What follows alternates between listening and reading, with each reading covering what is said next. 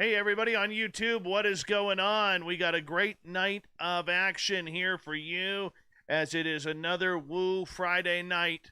We are bringing it. We are talking Dogman, Bigfoot, paranormal, everything. This guy is badass, probably one of the baddest asses we've had on this show when it comes to hunting down and tracking Bigfoot. Yeah, Jerimiah Fountain. This guy has kicked ass and taken names, people. Kicked ass and taken names. It's true. He's a former pro MMA fighter, and we'll get into all that in the intro. But before I bring him on here, let's give a shout out to everybody in our chat room so far, all the way from the UK. Sukhvinder, how are you? Good morning to you, my friend. Robert Snavely, welcome to our chat room for the first time. The Ronald Penton is here, everyone. The Ronald Penton. Steph Dickey, you are looking gorgeous in Florida. Good to have you back. Hey, John Swan, how you doing, buddy? Brett Lewis is here, which means we can officially start the show. Devin, Human Carl. Human Carl is here, not to be mixed up with Alien Carl. Human Carl is here, which means that we love our veterans around here, so make sure you all give Human Carl the respect he deserves.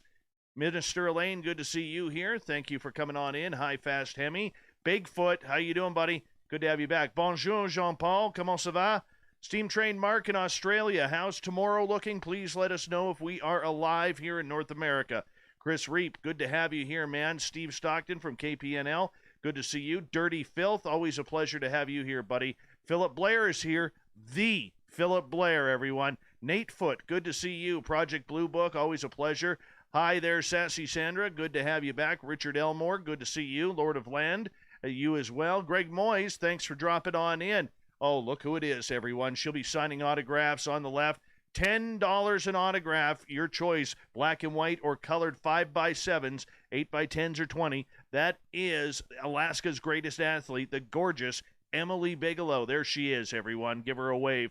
Kyle Evans, how you doing? Sir Wolf will be signing autographs beside gorgeous Emily Bigelow. He's only charging $2. So you get on the right for Sir Wolf, the left for Emily, and you'll get it all taken care of. There you go. And Chris Jarvis, good to have you back. Gorgeous Jules, always a pleasure. The lovely and talented Jessica McCreary is here, everyone. Give her a hello. Blix, good to have you back. Paul John Tavares, still no Stanley Cup. Tina, thank you for coming on in. John Gonzalez, pleasure for you to be here. And do me a favor, hit that subscribe button if you haven't already. Bigfoot, Michigan Rob, always a pleasure to have you here, buddy. Chocobo, thanks for coming on in. Vinster, how you doing, buddy? And who am I missing here?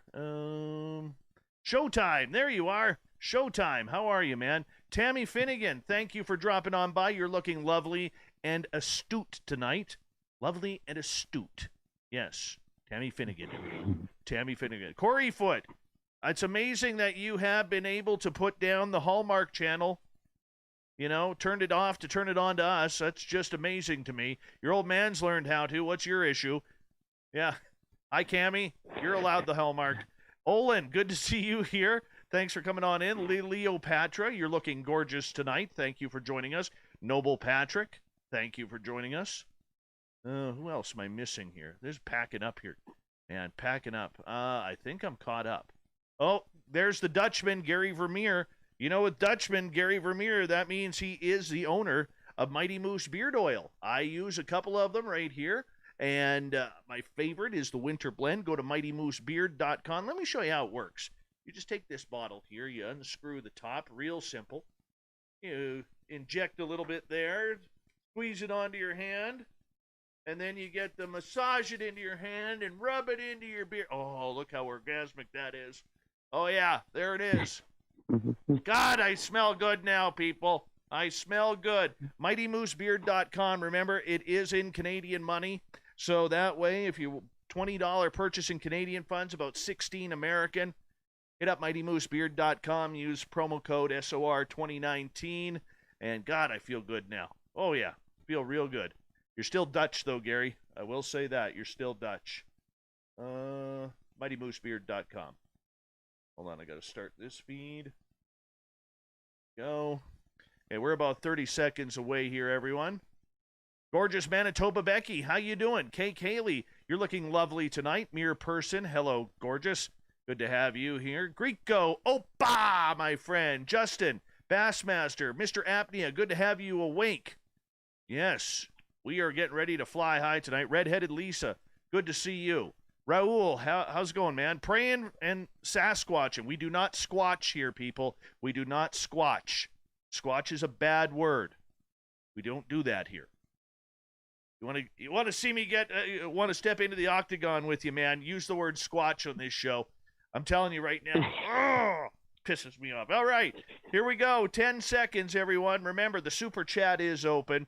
Hit that subscribe button if you haven't already. Thumbs up. Let's have a good night. We got Jerimiah Fountain here coming up right now.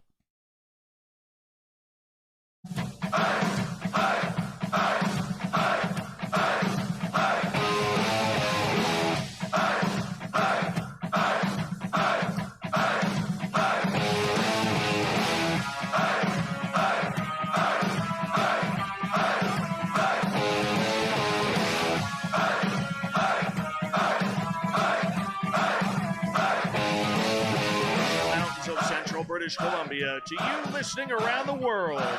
This, my friends, is Spaced Out Radio. I am your host, Dave Scott, sitting in the captain's chair at SOR headquarters. We welcome you to tonight's show on our terrestrial affiliates around North America, digitally on TalkStream Live, Revolution Radio, and KPNL.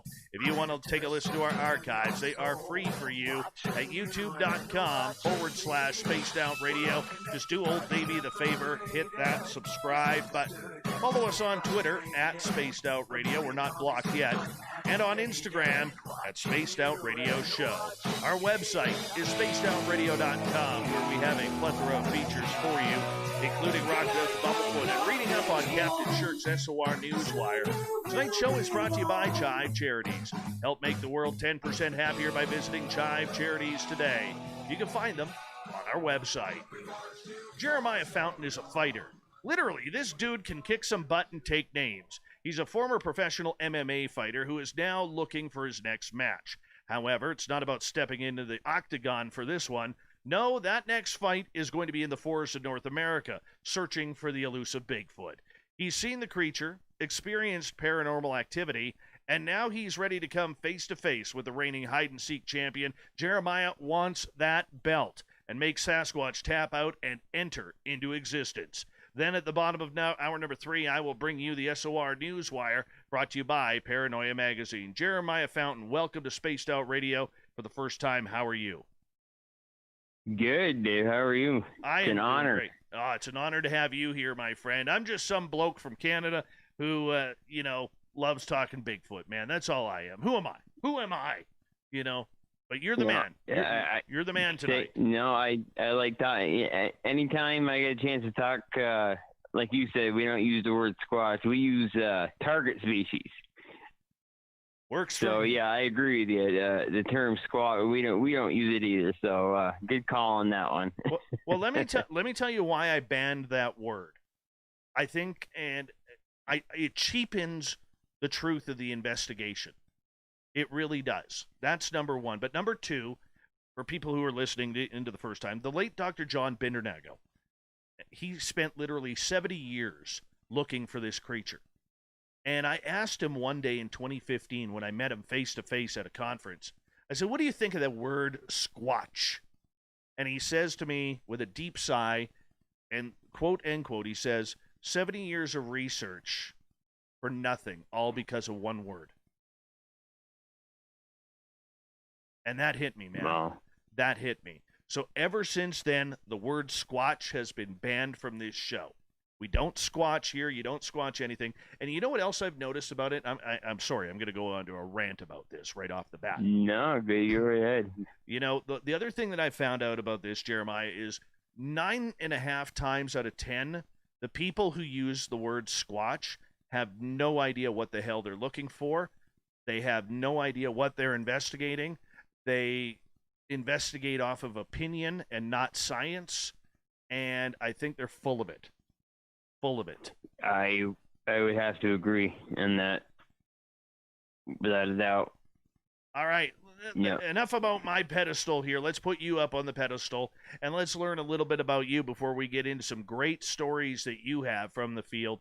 You being a former MMA fighter and still being involved with training and everything, You're a big tough dude, but you're tiny compared to this creature, man. Yes, indeed. Yeah, and as far as tapping on, I'm not quite sure if that's one title match I'd win. But yeah, I was a fighter for years, and I'm just to the point now. I'm 41 years old now, and I'm so beat up, so the fighting, and like you say, I'm still involved in training. I enjoy it.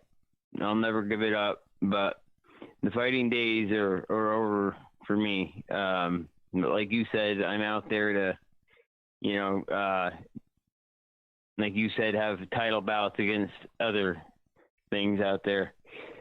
Well, you know what, and I say that in jest and everything, but for people who have had encounters, this is a life altering event. It doesn't matter whether it's Sasquatch, Dogman, ghosts, aliens. When you have that close encounter, it's something that changes you, and it changes your perspective on life, as well as how you deal with things, how you deal with everything life. Because when you see something that you cannot explain and that is not supposed to exist, it really changes you, doesn't it?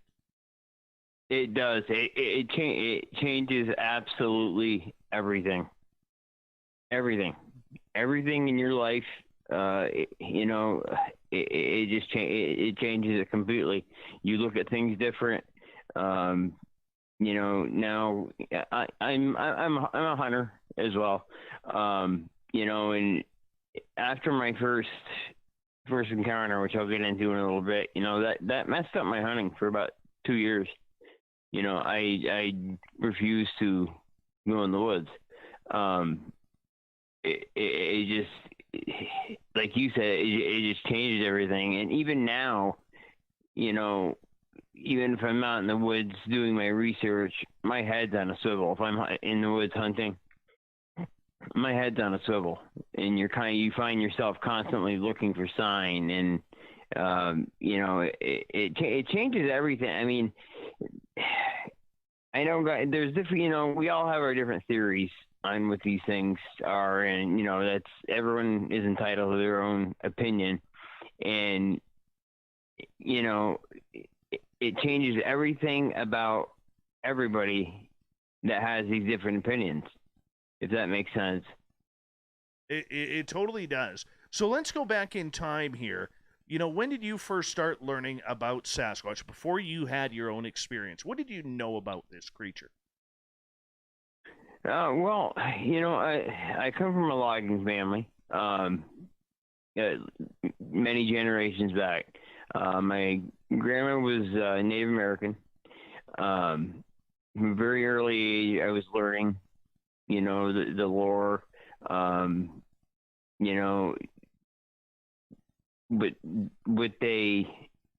how they looked at them,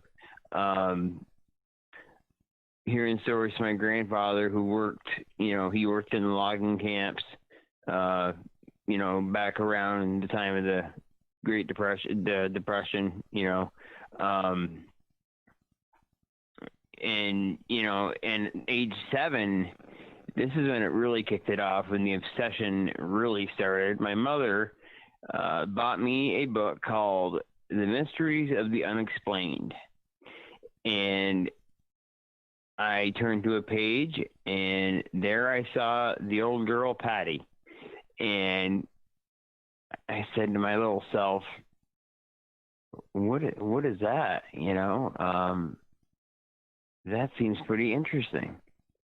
And ever since then, that's kind of when it began, as far as the interest and the obsession goes. Now we own lots of family land that we log. I actually live on a 250-acre plot in a cabin, in the middle of nowhere, where my wife and I have had numerous encounters. up in the very northern tip of the Adirondacks.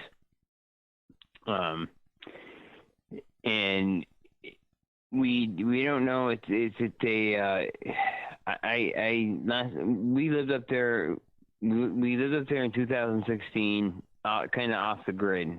You know, while we were building this cabin, we lived in a camper. Okay, and talk about activity that summer. It was just insane, just insane. I went. My first encounter was in 2000. All right. And if you let me go into that now, I have no problem doing that. Let's just go. Let's just do it. Okay. You know, it was hunting season. It was muzzleloader season. And I decided it was starting to. I got in there a little late. Okay. And on the far end of the property, we have a beautiful, beautiful natural artesian spring. You can see the white quicksand bubbling. It's actually absolutely gorgeous, which I think is one of the reasons that attracts him here, is that water. You know, that clean, fresh water, you know, which also attracts the game, which is going to attract other predators as well. You know, I'm sure anyone's into this field would agree. Well, I'm sitting in the sand, and it was starting to get a little darker, and I walk out of the sand, and I start walking to the spring, and kind of loops around like a bend around the pond, and I noticed that something wasn't right, you know. And you know, I kept walking. I picked up the logging road. The logging road starts once you pass the spring, and you know, I walked back, and my truck was parked, you know, right at the beginning of the property. This is, like I said, this is in 2000, way before we even considered moving down here.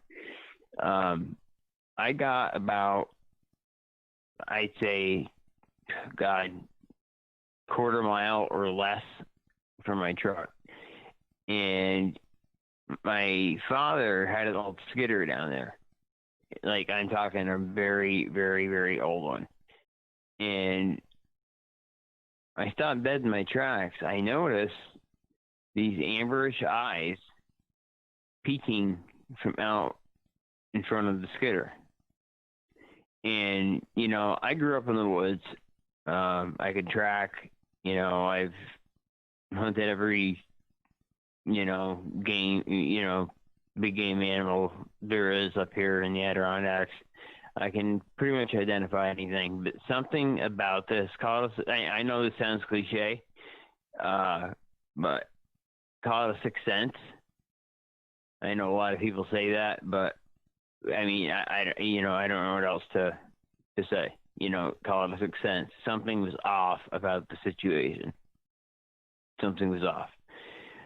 So I stopped, and I'm looking, and it's just giving me these eyes, and all of a sudden, the head popped back behind the skidder again, and I'm thinking to myself, what was that? You know. Now, how far away were you from? So, got 40 feet. Really? Holy cow, that's close. 40 feet. So, next thing I know, the head pops back out, and by this time I had illuminated my headlamp to the highest setting, okay? And I could see what must have been the way I was facing. Okay, I'm walking out, the skidder would have been on my left, okay?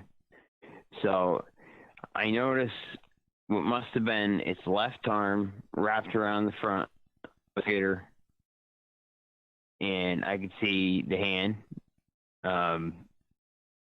those eyes, those eyes still get me. Anyway, it hops back behind the skidder again, and there was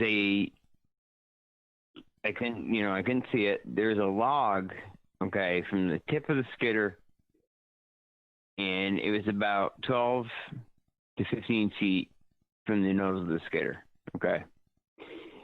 Now, all of a sudden, this thing leaps from behind the skidder, okay.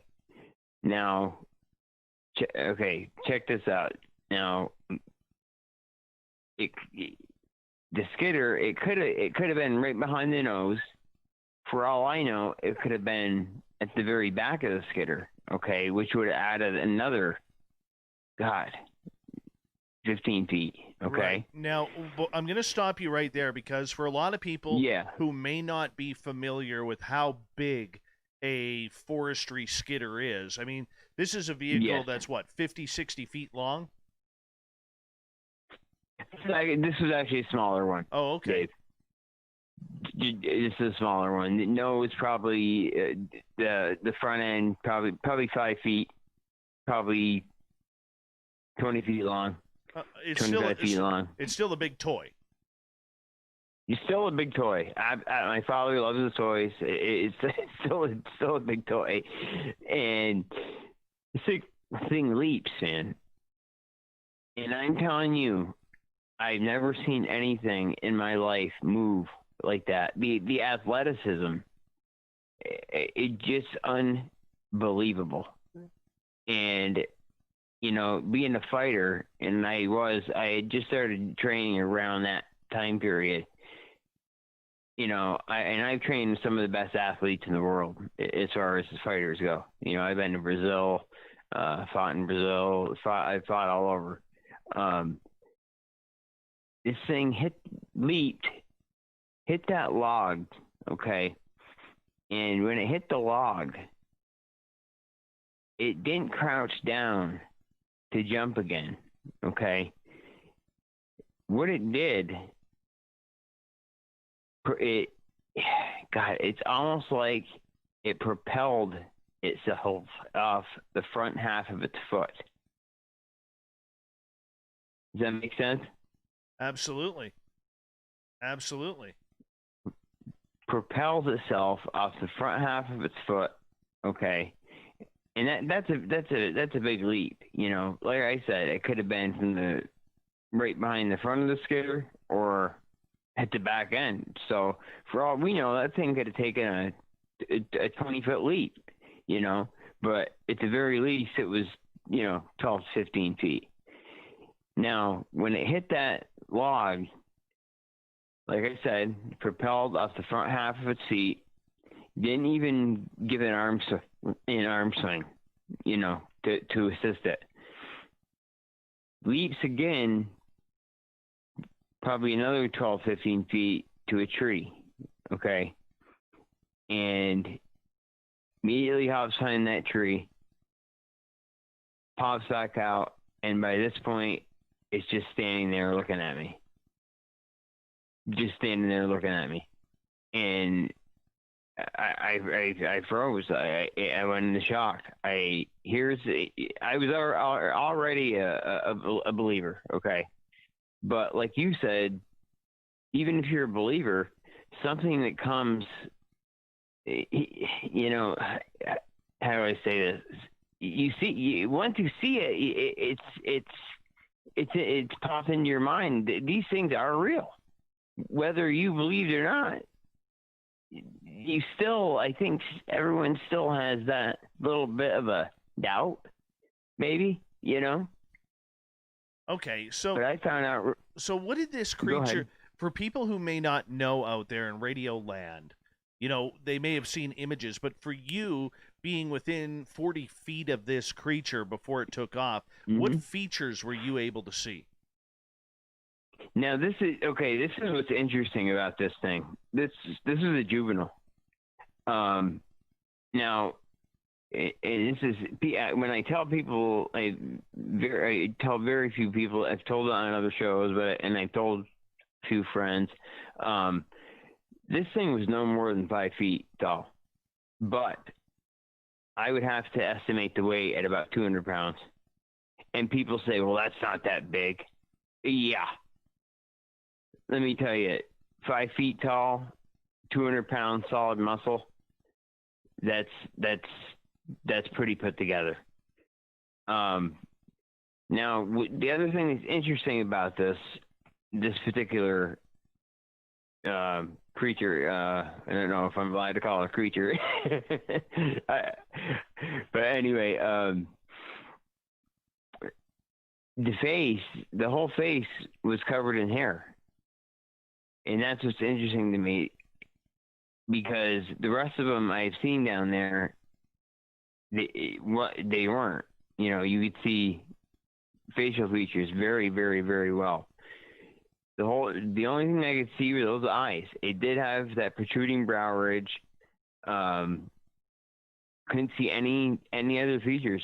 The head wasn't as conical as you see on other clips, you know, on the internet.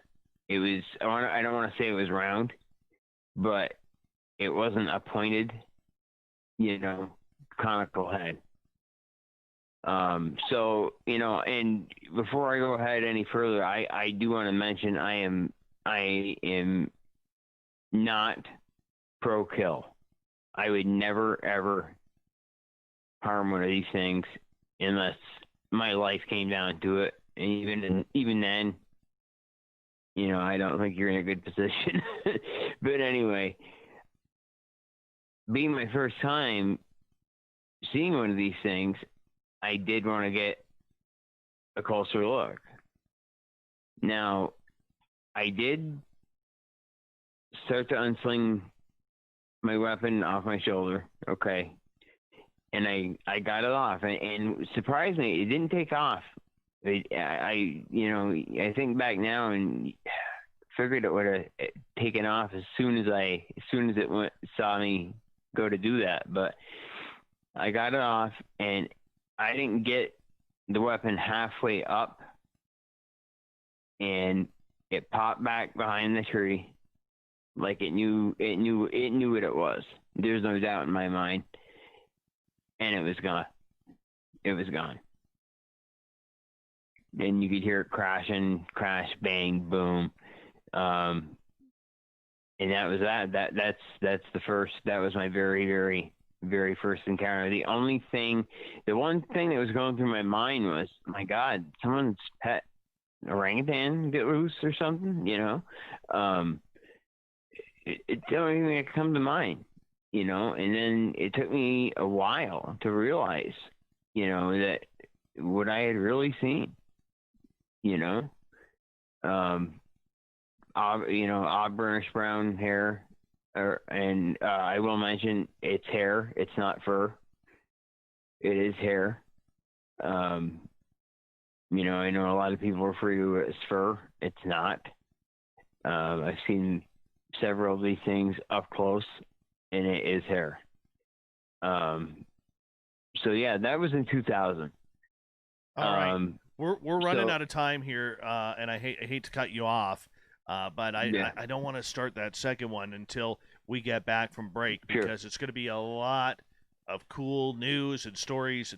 You know, as someone who's seen Sasquatch myself, it really is true with what you're saying, that when you are standing there in awe, you really do not know how to feel when you see one of these creatures. And we are going to learn more about the Sasquatch. Our guest tonight, Jerimiah Fountain. We're running through the forest looking to drop an elbow on the reigning hide-and-seek champion. Coming up next on Spaced Out Radio.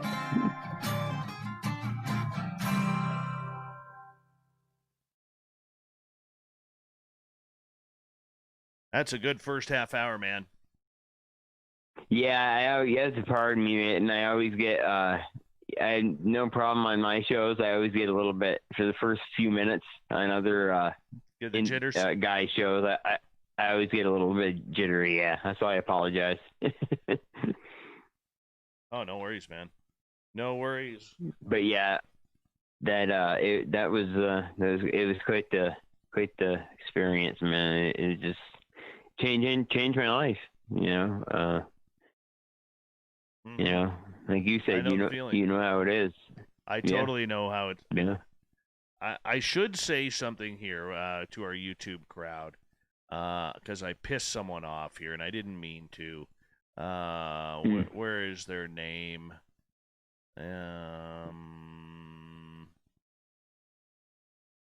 Praying and squatching. That wasn't directed towardly at you, okay?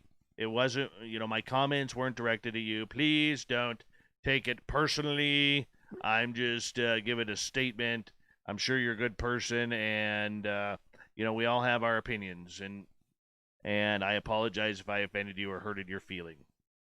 Praying and squatching. You should see Joe Monk's hair. Bigfoot would be jealous of Joe Monk's hair, and he's like 6'9" or something like that. 6'14" or something. I don't know. Oh man. Yes. Say it, says Emily Bigelow, Alaska's greatest athlete.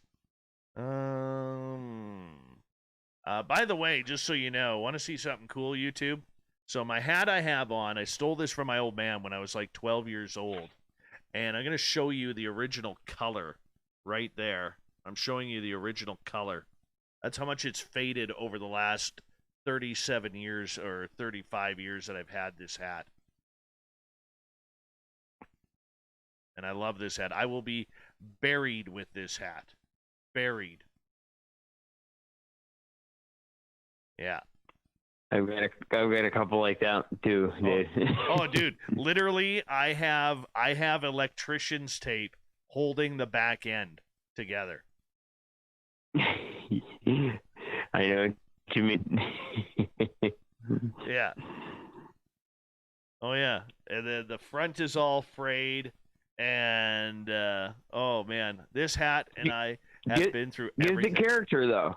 It does, and this is the only thing I will not allow anybody in my family to have when I die because it will go with me.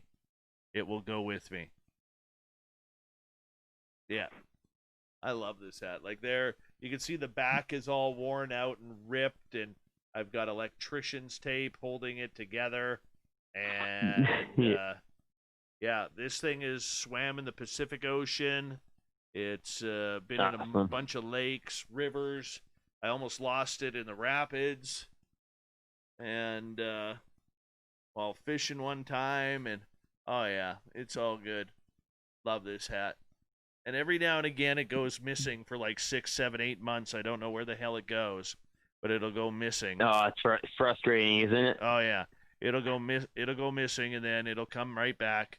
A few months later, like it went on vacation, and I'll be like, "Oh, hey, there you are, and it'll be like, "Hey, I'm home, I'm home, Dad, I'm home." I'm like, "Hey." Yeah.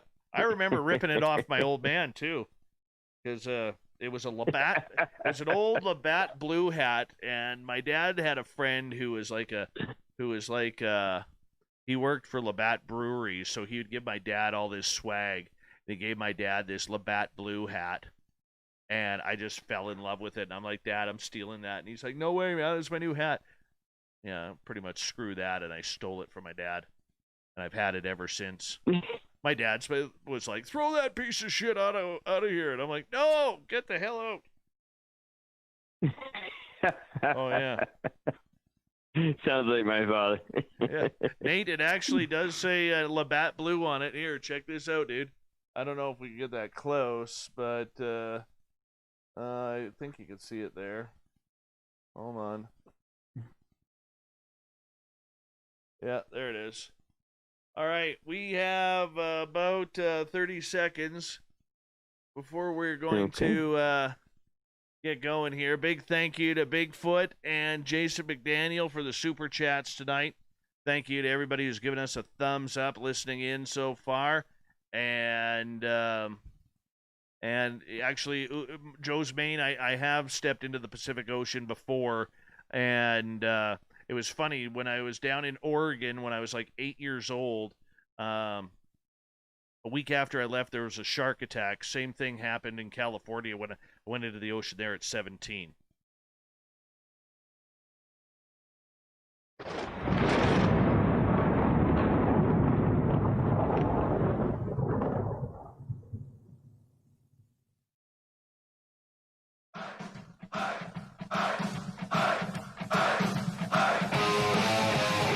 Second half hour of Spaced Out Radio is now underway. My name is Dave Scott. Appreciate you all tuning in. Thank you for talking some Sasquatch with us. I want to remind you that if you missed portions of this show or others, check out our free archives by going to youtube.com/Spaced Out Radio. Just do old Davey the favor, hit that subscribe button. Our website is spacedoutradio.com, where we have a plethora of features for you, including rocking out to Bumblefoot and reading up on Captain Shirk's SOR Newswire. Follow us on Twitter at Spaced Out Radio and on Instagram at Spaced Out Radio Show. Hey, we want to give a big shout out to Eric with a K in our chat room. Do you know what, people? Believe it or not, Radioland, we are his fourth favorite show of this genre. His fourth favorite show. We are moving on up, people. We are moving on up. Our guest tonight, Jerimiah Fountain. He's a former MMA fighter. He's an experienced hunter. And he's also a tracker of Sasquatch, having his own encounters. And right before the break, Jerimiah, you told us about your first one that you had in the year 2000, and you were just about to get into your second one. What happened there? Yes. Well, okay. This is the one that put the cherry on the cake. Very, very. I'm getting goosebumps already. Getting ready to tell you about it. Okay, in 2000, I got to the point where I was looking for answers, but I wasn't yet to the point where I was a research fanatic. I needed answers, but I had other things going on as well. So I couldn't put the time in I wanted to. Well, anyway, this was in 2007, okay, and also hunting season. And it was November. God, I want to say it was. And one thing I wanted to mention, you have to pardon me. Sometimes I have a hard time remembering dates. I have a traumatic brain injury from kickboxing, and I get seizures and stuff. So you have to pardon me on that with dates. So just excuse me if I take a minute to, Yeah, no worries, man. remember a date or something. Hey, no worries. You were in a very violent career for a long time, and there's unfortunately consequences that go along with that. Being a former hockey fighter myself, I know what that's like. Yep, absolutely. Well, yeah. So this is in 2007, November 2007. Okay. Now, I didn't plan on hunting. I wanted to go down and work on my tree stand for a while. Okay. And I went down and did some work, fixed the stairs. I have my tree stands look like the Taj Mahal. I take a lot of pride in it. If I'm gonna hunt and freeze, I'm gonna be comfortable. You know what I mean? Right. So I finished up, and I finished up a little earlier, and I thought I was gonna. So I said, "What the heck?" I got my, had my 300 mag with me. It was rifle season. I said, I might as well sit for a while. See if anything wanders out.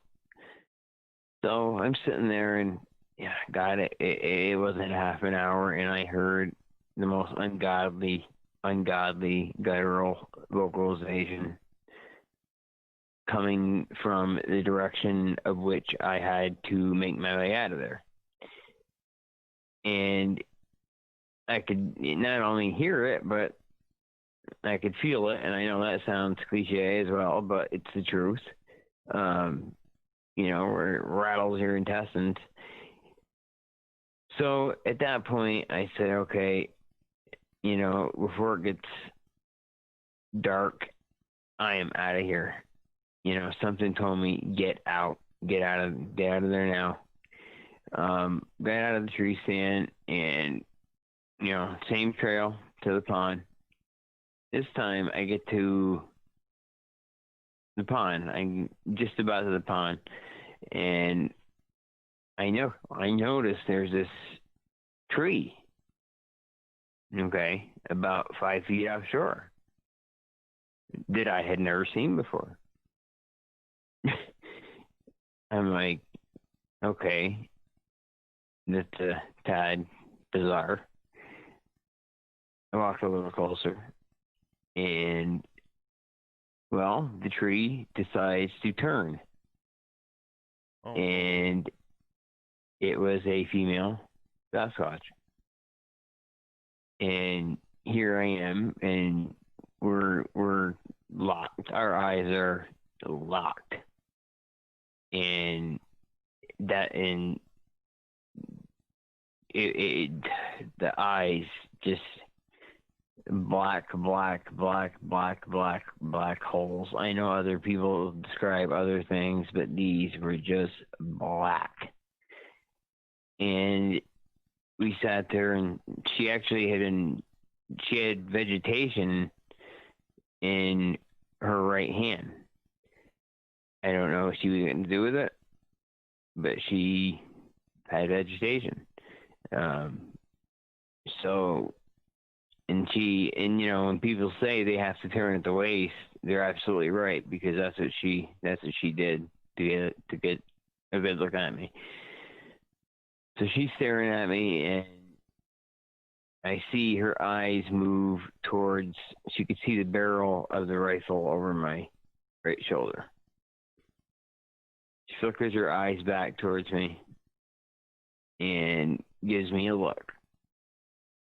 And I'm going to give my partner, Shawn Wilson, credit for giving me this idea. The way he put this is hilarious. She gave me that, like in the movie Tombstone, when Wyatt says, "You going to skin that smoke wagon?" And she looked at me and, hey, go ahead, skin it. But I guarantee you do. I'm going to get to you first, and it won't turn out good. But I could also, at the same time, she was also, don't get me wrong, we weren't having mind communication or anything, okay? It was just the reading I got off her. She wasn't going to give me any issues if I didn't give her any issues. You know what I'm saying? And how far away were you from her at this point? I was about 30 feet away from her. Oh, wow. 30 feet. Yeah. Extremely close. And she was a big girl. Extremely big. You're lucky she wasn't feeling a little frisky at that close. Yeah, tell me about it. How do you go back? You think about that? How do you go back to your wife and say, honey, I just cheated on you with a Sasquatch? You're right. She probably had me committed or something. Exactly. Now, I'm going to assume you knew it was a female because of the breast protruding from the chest bone. Yes, and they are built a little bit different as well. I have seen males, and they are built different. They are built different. But yes, absolutely the breast. Now, the silt in that swamp is very, very soft. Okay. Now, I would have to say that, God, she was in that, like I said, about 5 feet off that bank. All right, and the water went up to probably, I don't know, I'd say 6 inches below her kneecaps. All right. And I mean, she was just, so I can't judge an exact height, but from what I saw, from where the water was under the kneecap to the top of her head, she was well over 7 feet. Well over 7 feet. Wow. Very, very massive, massive buttocks area. Massive. Just massive. The shoulders are very, very impressive, but I gotta say, what impressed me about her the most was the width from front to back. That to me is the most impressive thing about these things, is the width, from chest to, back. Typical long arms, hands. Her now, I know everyone gives different descriptions, but I got a great. And I mentioned I lost control of my functions. I'm not afraid to admit it. Got a real good look at her hands. 4 of the digits were in proportion to ours a lot longer than her thumb, okay? Her thumbs. Now, if you look up the definition of opposable thumbs, we have opposable thumbs, okay? Now, how do I explain this so everyone gets it? Her thumbs, almost, it was like they were twisted inward. Okay, so the front part of the thumb was facing the same direction as the other digits, as opposed to, coming up to the side of the hand. You know what I mean? I get it. It's almost like ape-like hands. Exactly. Almost perfectly made for gripping. That's the impression I got. Perfectly made for gripping. Her deltoids are like cannonballs. Like nothing I've ever seen before. A theory I have on her is that even though she was so big, I don't know if she had bred yet or had come into full maturity, because her, you look at Patty, the video of Patty, and her breasts, they were pretty saggy. This particular girl, they weren't that bad. So I mean, but every woman's different. So who knows? It's a theory I have. I thought I'd throw out there. Now, her, as far as facial features, okay, her shape of her head, okay, that was more roundish, okay, not much of a conical head at all, more roundish, not completely like a basketball, but it did have a little point to it, but it just more round than anything. I didn't notice any ears. The mouth was just unbelievably wide. Very thin lips. Just unbelievably wide. I always say, and this is an exaggeration, obviously. Yeah, they look like they went the mouth went from ear to ear. Obviously, it didn't. That's how it looked like to me at the time. It looked like she could have opened up her whole mouth and just bit my head off. Oh, she wasn't going to. I'm convinced she wasn't going to do that, my friend. I am, and I'm saying this seriously. You're lucky that she didn't run after you to make sweet love. Honestly, you were lucky. Yeah. I mean, I have thought about that. And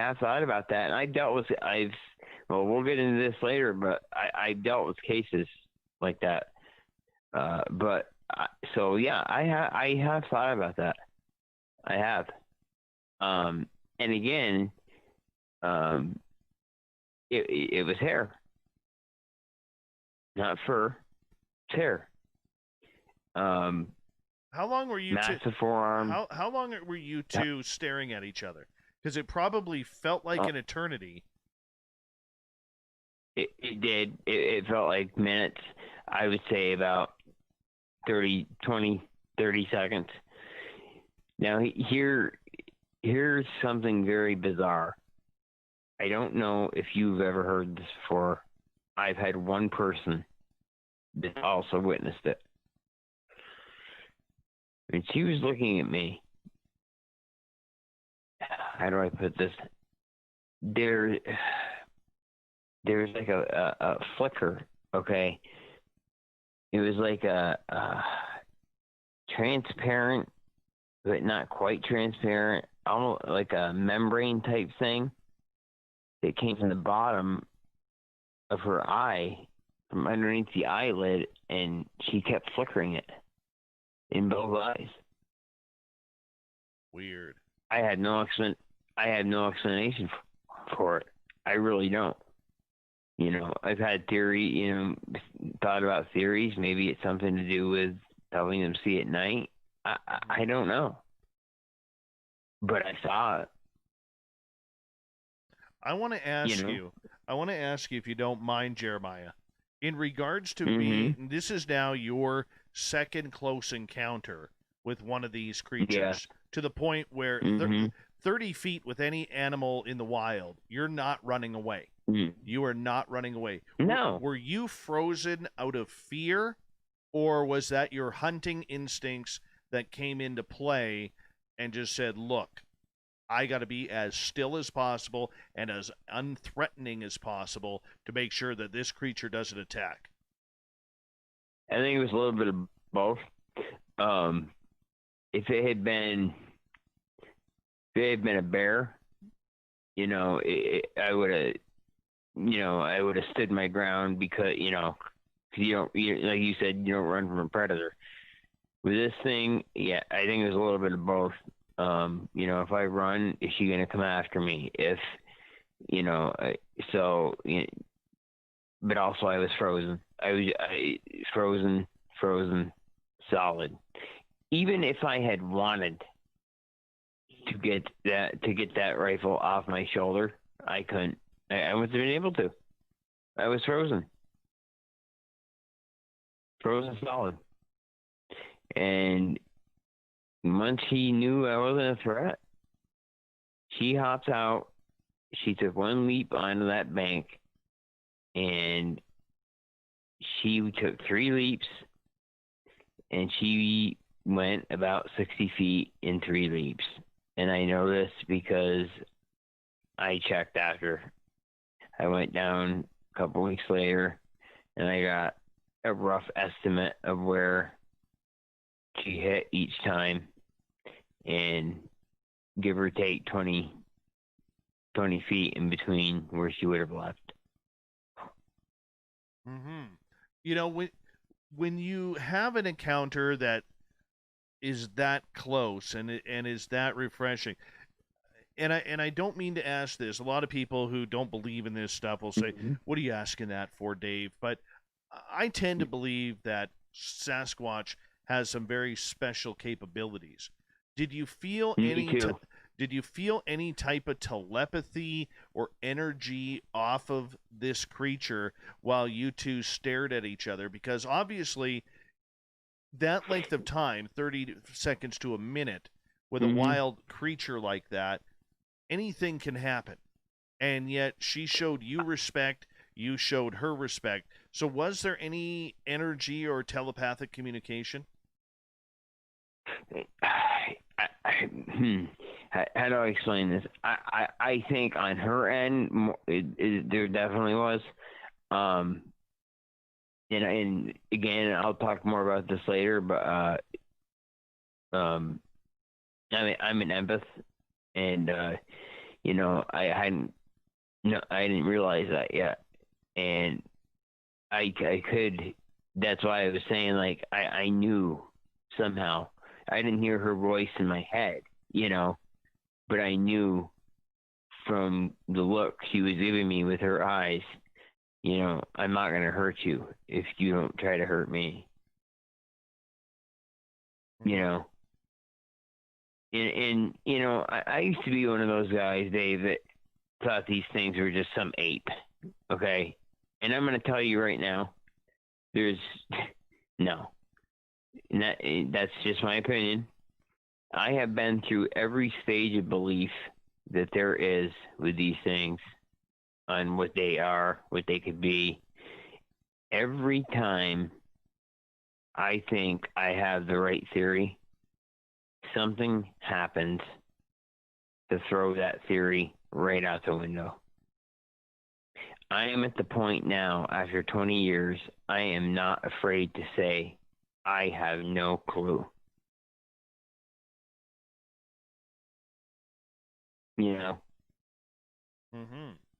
And I do believe they have. I do believe they have abilities. I do.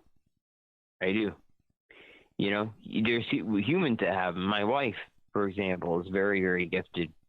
So why wouldn't other, why can something like, the target species, why couldn't they possess abilities? Here's one for you.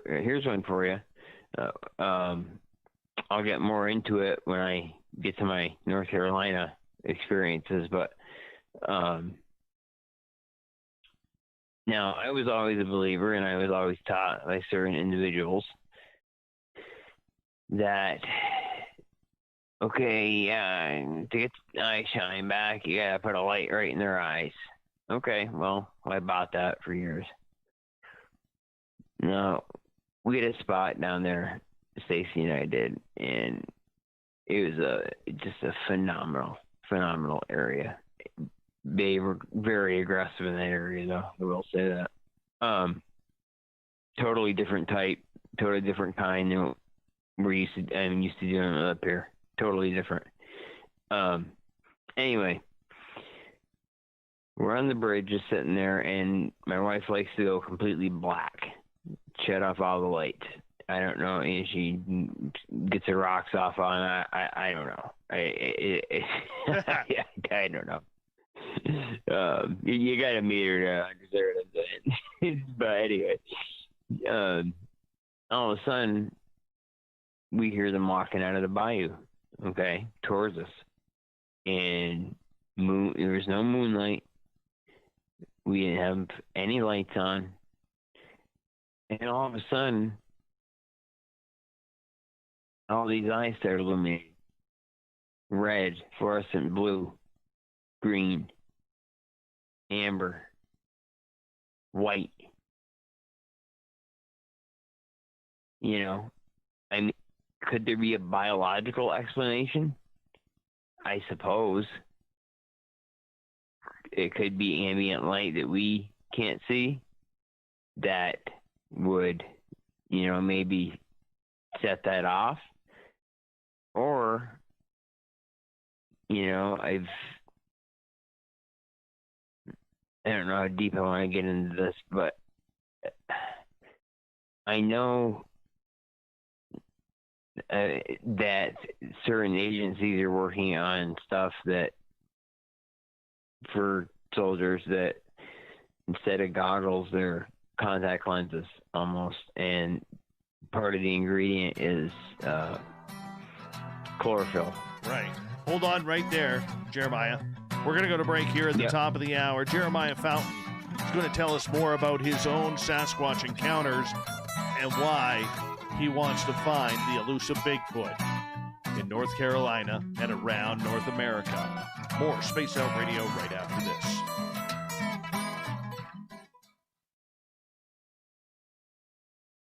I was so into your story, I forgot about the time. That's okay. I'll be right back. I'm just going to go and take my dogs outside, okay? Okay, how much time we have? I'm gonna have We got about 5.5 minutes. cigarette. Yeah, you go right ahead. We got about 5. Oh, okay. Okay. Great. All right, Dave. Cool. There's no cost to what we do. All we need is your experience. Let's find out what's happening together on the SOR site 1%.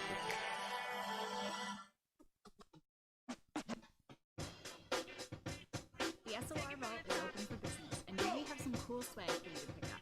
All you have to do is head over to our website and click on the SOR Vault. You have a variety of cool logos to choose from, and put them on anything you want. T-shirts, hoodies, hats, coffee mugs, you name it, we can get it to you. So do your shopping by supporting the store you love. Get your Spaced Out Radio swag at the SOR Vault today. Take it from the top. Go! We all know on Spaced Out Radio we love a good beard and mustache. So why not take care of your facial hair with Mighty Moose Beard Oil? Made in Canada, we're taking care of beards and mustaches around the world. We use 100% natural ingredients with our oils and balms to make the whiskers feel silky smooth. Use promo code SOR2019 at MightyMooseBeard.com today.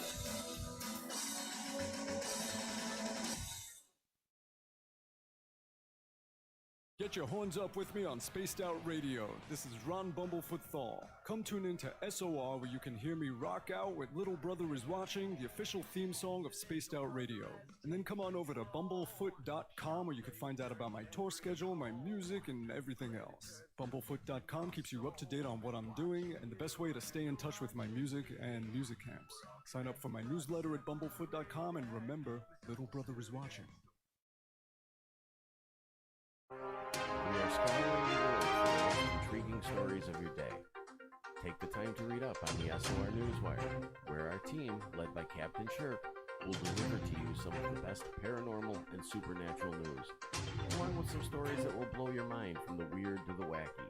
It's the news outside the news that piques interest, and that's what we're looking to deliver to you. The SOR Newswire, only at spacedoutradio.com. I'm feeling a little spicy tonight. What to do? What to do? Why not get Bumblefuck? 4 million Scoville units of pure hard rock. Bumblefoot hot sauces come in 3 flavors. The burning Bumble.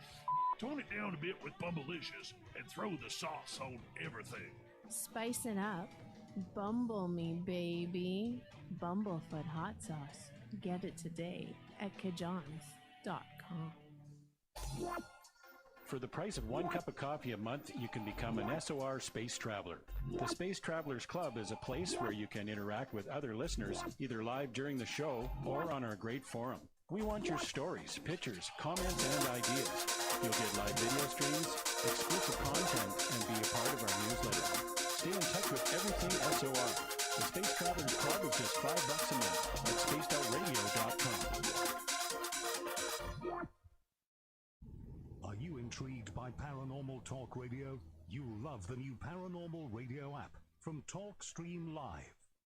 You'll find a great selection of talk shows covering UFOs, ghosts, strange phenomena, and much more. Download the Paranormal Radio app now and start listening to the very best in paranormal talk entertainment, including the network you're listening to right now, the Paranormal Radio app.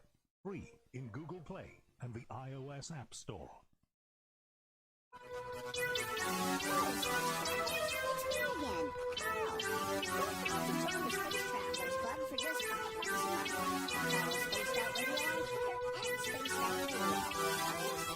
Dave Scott SOR. Our Facebook page is Spaced Out Radio Show. Our podcast is youtube.com/Spaced Out Radio. The Spaced Out Radio today. Hi, this is Amber Beckrud, and I want to invite you to subscribe to our YouTube channel where we store all of the SOR show archives for free. And as an added bonus, every 2 weeks I'm posting brand new content All on right, Cryptid Tales, where I will get in. I am back.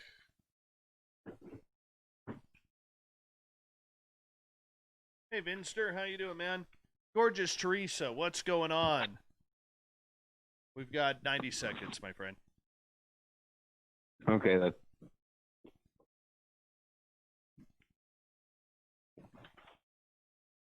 Who else we got coming in here, sneaking on in? Lexi, how are you?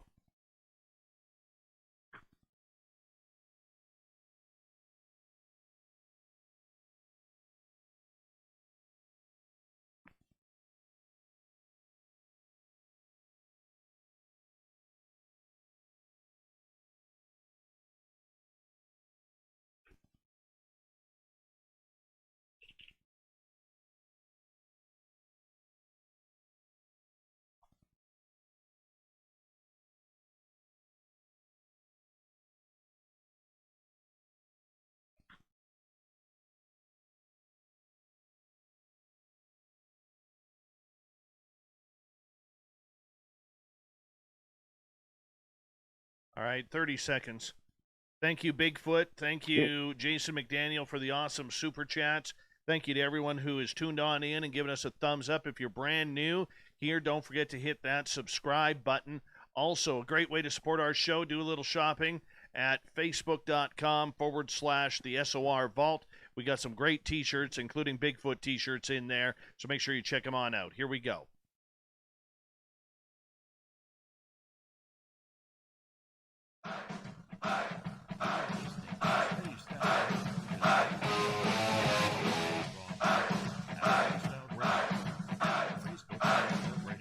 Hour number 2 of Spaced Out Radio is now underway. Thank you so much for taking the time to join us.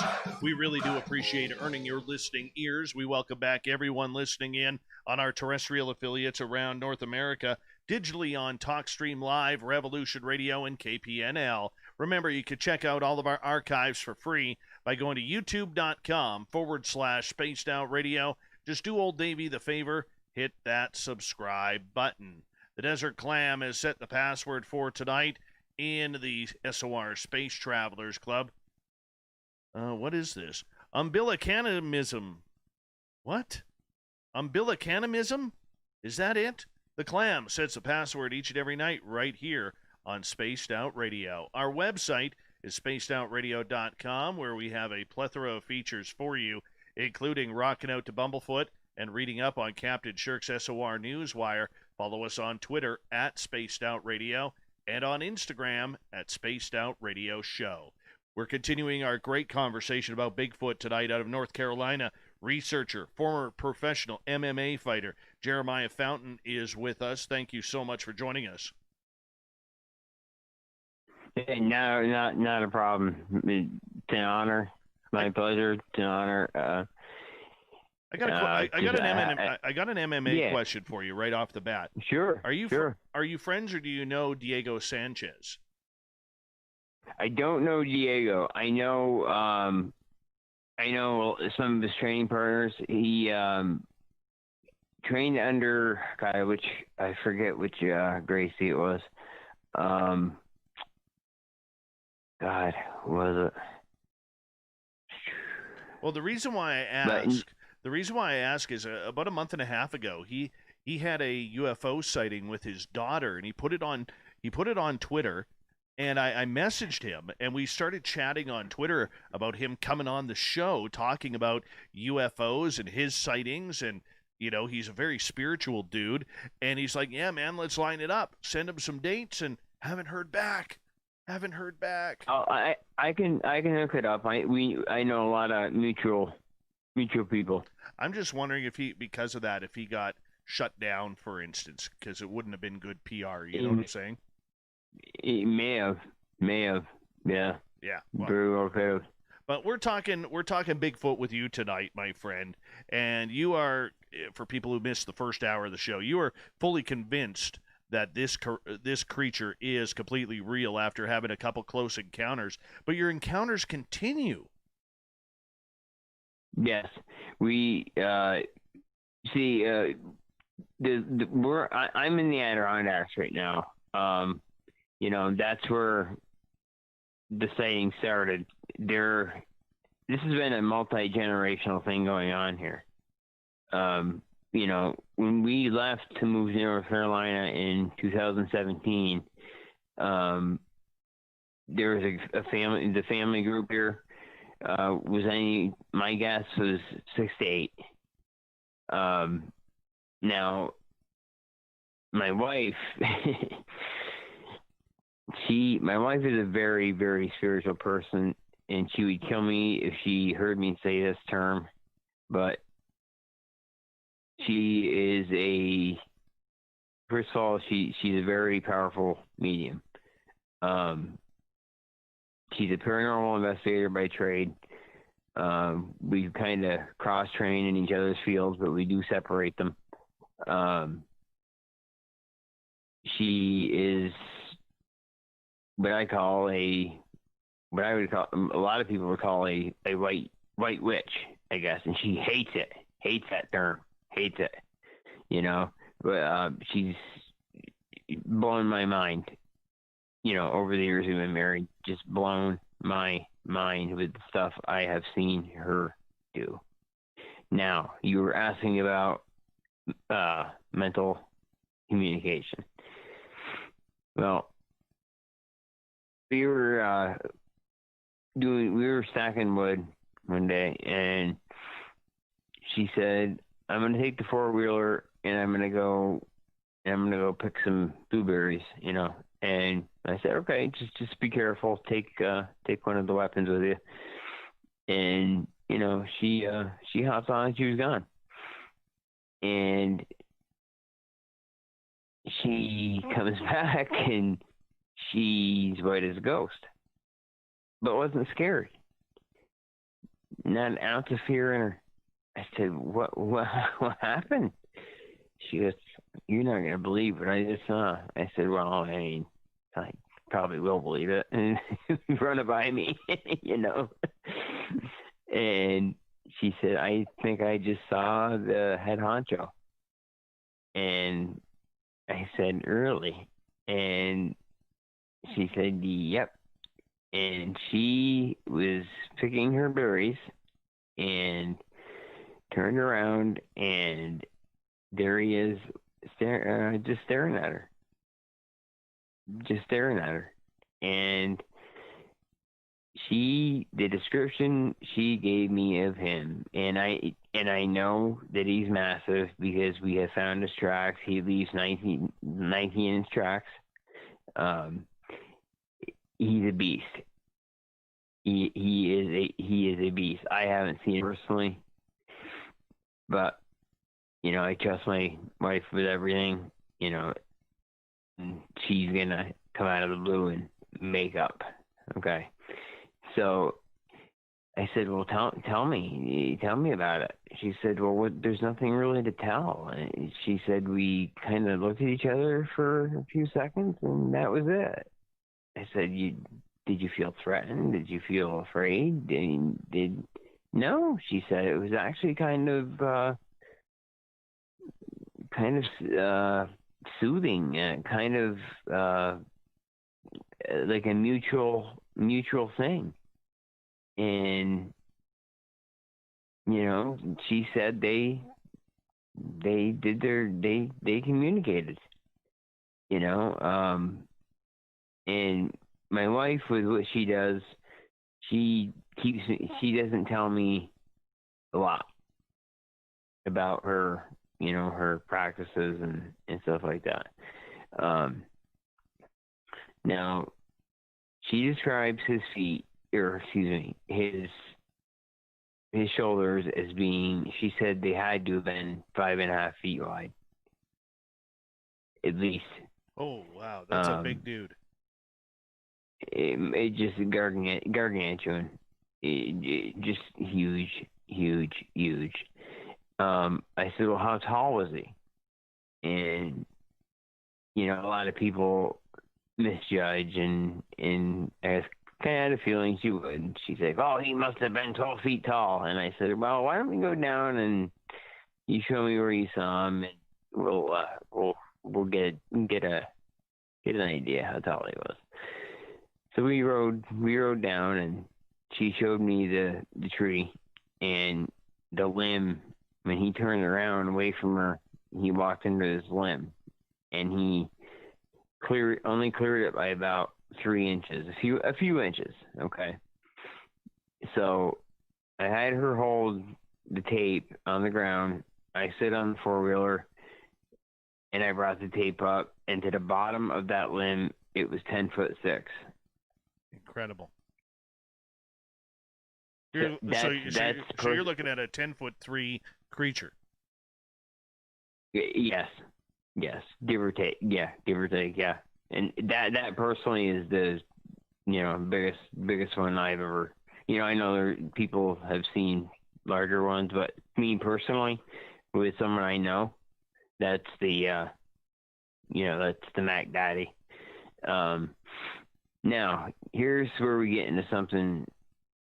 Oh, and here's what else she said about you hear a lot about, and this goes for all of them on this land. You hear about matted hair, the smell, disgusting, putrid. We never experienced any of that. She made a joke and says his hair is beautiful. I felt like asking him, where do you get your hair done? She made a joke out of it, and we've never experienced any of that. I know a lot of people have. I don't know. Maybe it's a glandular thing. When they get worked up, they can release it. But wild animal and bears stink. So I don't know. That's one that's got me baffled. That's one I'm pondering about.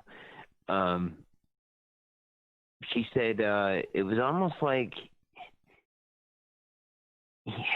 he was putting in. He had another coat of hair coming in.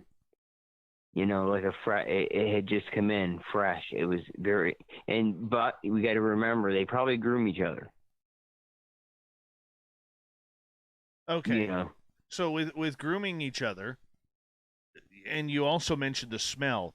For people who've never smelled that odor, what does it smell like?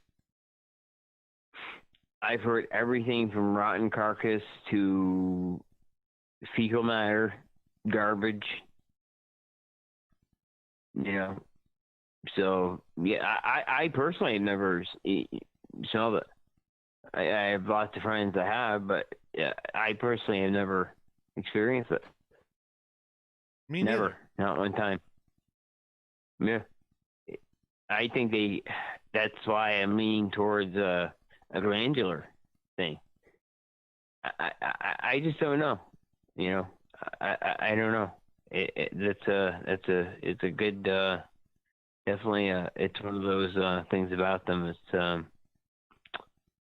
definitely toughy for sure. Now here's where I'm gonna hit on something real quick. Actually, let me go back to North Carolina, then I'm gonna switch back. Okay, so as I was saying before, these eyes illuminated, and heard from very reliable sources. Certain agencies are working on, instead of having to put night vision goggles on certain individuals, they're trying to make a contact lens, and the main ingredient is chlorophyll. Now, what if from the vegetation they eat, okay, what if there's some sort of biological way that they can do it?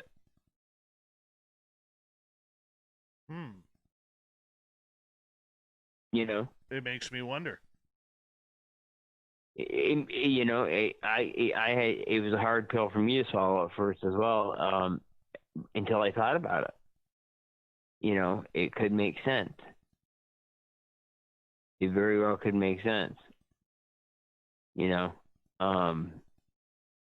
It's just so many things. A lot of the things that I'm just such a. I do believe they do have abilities. I do. But I think some of them, there could be biological explanations for. Others, no. They're it's such a fascinating creature. But yeah, we watch them all pop on. I've got a video. I think I may have sent it to you. My stepson and I watched one come out of the swamp one night, straight towards us, and he did the same thing. He did the same thing. Incredible. Have you ever heard them talk? The jabber, the jibber jabber. Yeah, like the. I heard it last night. Last night. Yep. Oh. My buddy and I took a walk, and we heard it. And I got it, and all I had on me to record with was my phone, so I'm going to isolate it and bring it out, and I will, when I get that done, I will send it to you. Because in 2018, my buddy and I heard it out in the deep forest of British Columbia here.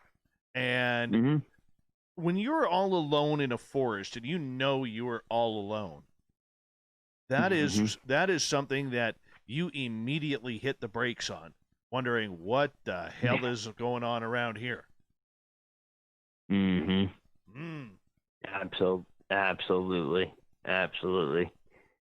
They, I mean, and especially when, you know, and we did here in North Carolina at one point too, extremely aggressive group that we were researching down there. Extremely aggressive. I mean, boulders thrown at us. I'm not talking just rocks. I'm talking boulders, you know, from 80 feet away. We did have one good Class A down there. It's myself, my stepdaughter, one of her friends. I took them down. We went.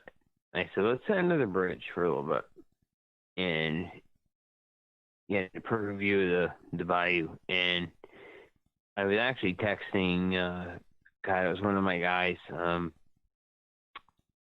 Either Gary Spikes, Travis Bowen. It was one of those guys. One of my partners.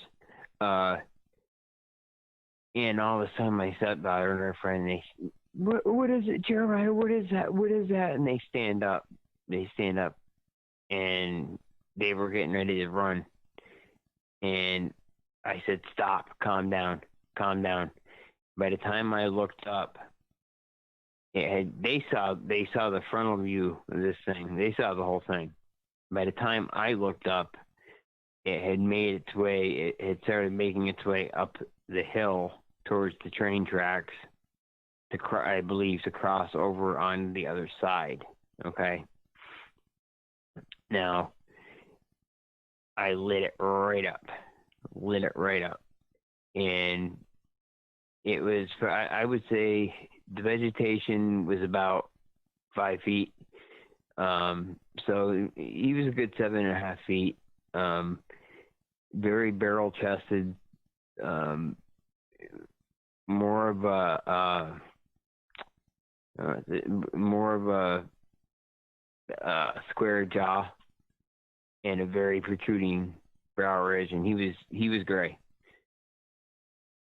He was gray and gave back fluorescent blue eye shine.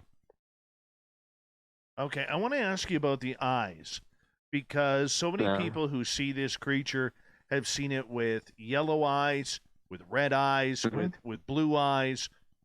Do you think that Sasquatch has different colored eyes, much like humans do?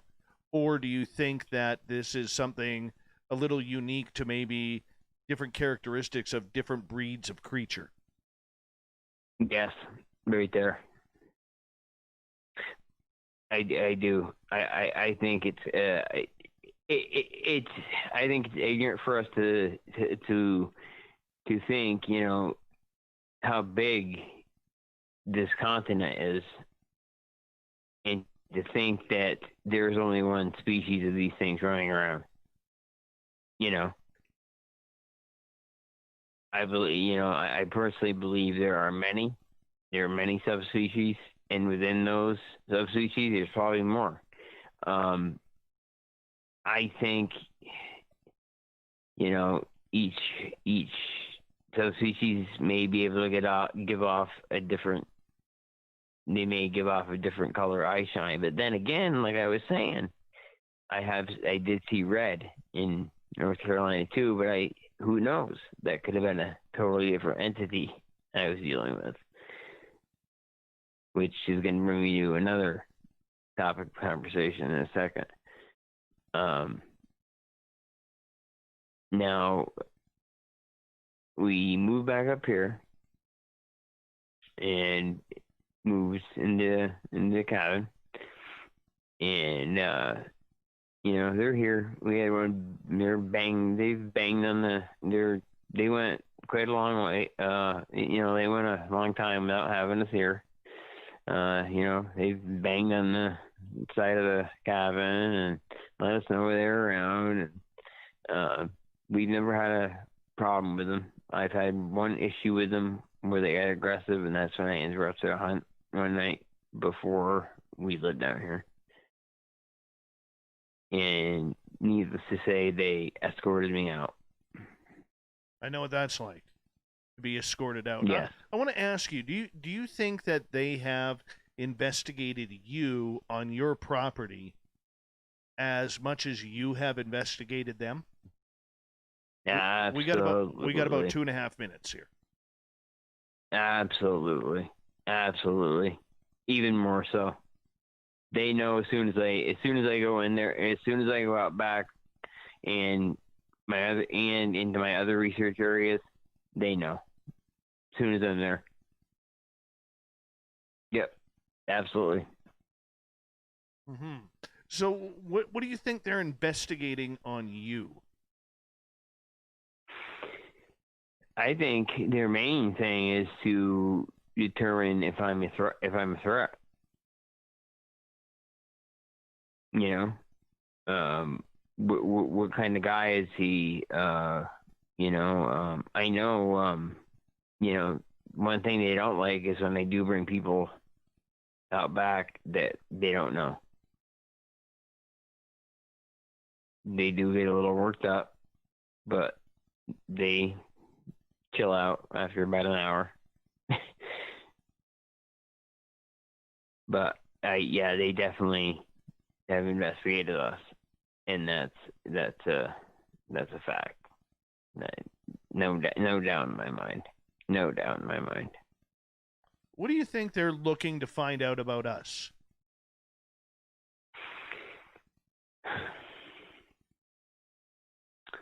I think they're looking to find out what kind of a danger we pose to their species. What our next move is going to be. I think they're well aware of the problems going on in the world. I think they know. Let's face it, Dave. Human beings, we are the most dangerous animal on the planet. Okay? We are the only species that off each other in record numbers. And I think they are well aware of that. They've seen it. You know? Now, in modern times, I think that's what they're trying to find out. You know, what is their intention with us? You know, are we going to end up like other species? You know, I don't know. I really don't. I just think they carefully analyze everybody, and they analyze the big picture. Right.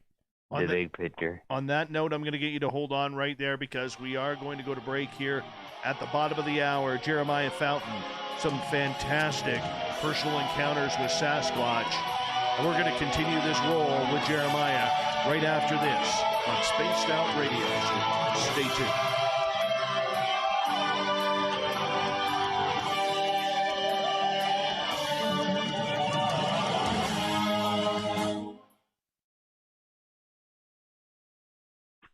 All right, we're clear, dude. All right.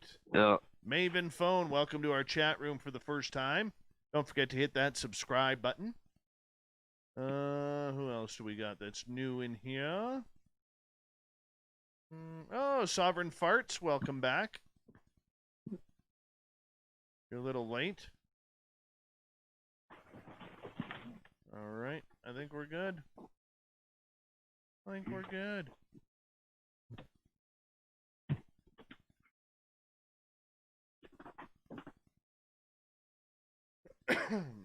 I'm having a blast listening to you, man. Thank you so much for doing this. Thank you, David. I'm having a blast with you as well, man. This is awesome. We got to get you to the West Coast, man, and get you over to Washington State and BC, so that way you can come with Nate Foote and his son, if we can pry him away from the Hallmark Channel. And you got to watch out for Corey that way. For sure. I definitely got to make it out there. I do have some relatives in the Pacific Northwest. I know you guys are a long ways from Lake Tahoe, but I know that's that's a pretty active area too, isn't it? Yeah. Well, where I am in BC here, we have Sasquatch all over here. All over. Yeah. Just a matter of trying to get them to connect. Right.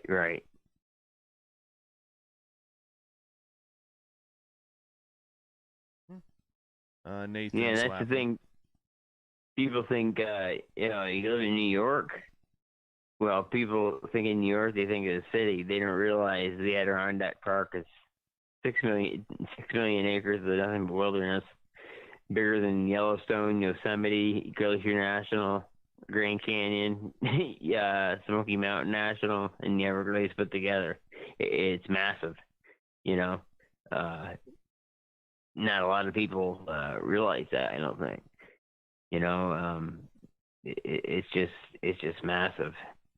And, even within my little area here, some my native relatives, they talk about a couple different types.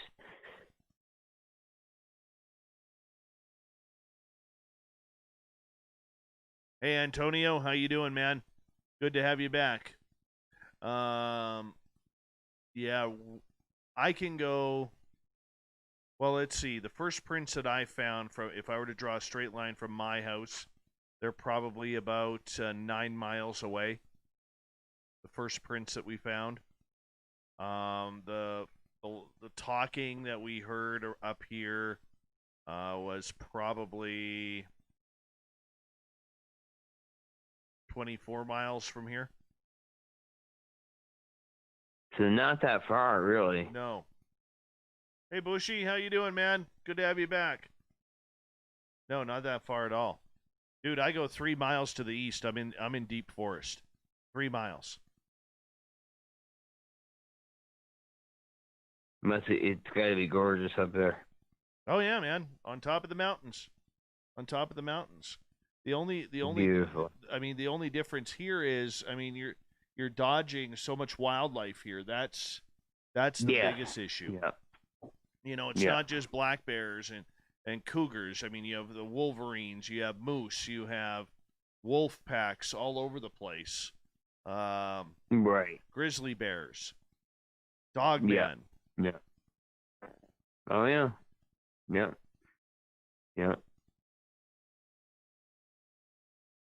We got just over a minute here, dude. Okay. Yeah, I'm having a lot of fun. Hey, everybody in the chat group, let's give Nate Foote a clap for recommending Jerimiah tonight. Good job, Nate. Absolutely. You redeemed yourself from your holiday Hallmark binges. Your son, not so much yet.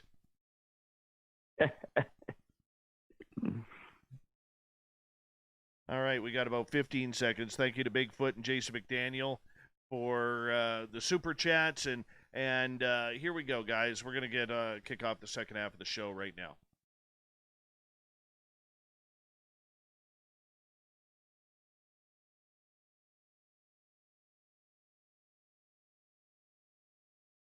Oh, I lied. It's in 20 seconds. I lied. DB Cooper, thank you so much for the awesome super chat. The U.S. Places in forests you cannot get to on ATVs, etc. You got to go on foot, and regions are huge. 8 foot. That's right. Okay, 5 seconds. Here we go.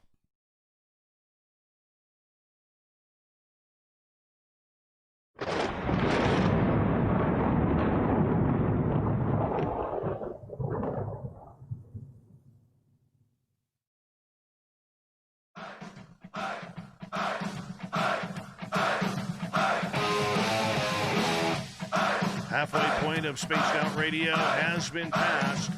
We've crossed the line, and we're going for it here. Second and goal here on Spaced Out Radio. I want to say thank you to everybody listening in all around North America. And if you are looking for our archives, check out our free ones at youtube.com/Spaced Out Radio. Just do me the favor, hit that subscribe button. Our website is spacedoutradio.com, where we have a plethora of features for you, including rocking out to Bumblefoot and reading up on Captain Shirk's SOR Newswire. Follow us on Twitter at Spaced Out Radio and on Instagram at Spaced Out Radio Show. We continue on with the experiences of Jerimiah Fountain. He's a former professional MMA fighter and kickboxer.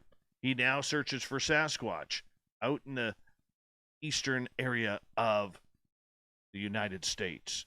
That's all I know, because this stuff is secretive. This stuff is totally secretive. He's not going to give it up. Not going to give it up. Where are you? Where are you, by the way? You're in North Carolina? No, right now we just moved back to the Adirondacks. Oh, very cool. Very cool. Yep. We were in Carolina for almost 2 years. Oh, okay. So when did you move back? We just moved back in September. Okay. I want to ask you a question. Do you remember a year ago where that little boy in North Carolina stated that he was taken care of by a big bear? What do you think happened there? Well, I have a very good friend who was on the Craven County PD, as a matter of fact, and we have had many conversations over many a beer about it. Okay, so take a 4-year-old little boy. He's gone 4 days. It was the coldest North Carolina had gotten in years, 18 degrees. Okay. Now, if anyone thinks a 4-year-old boy would have survived in the bayou for 4 days, 18 degrees, nothing to eat, nothing to keep him warm, scared. If you think he would have lived, no.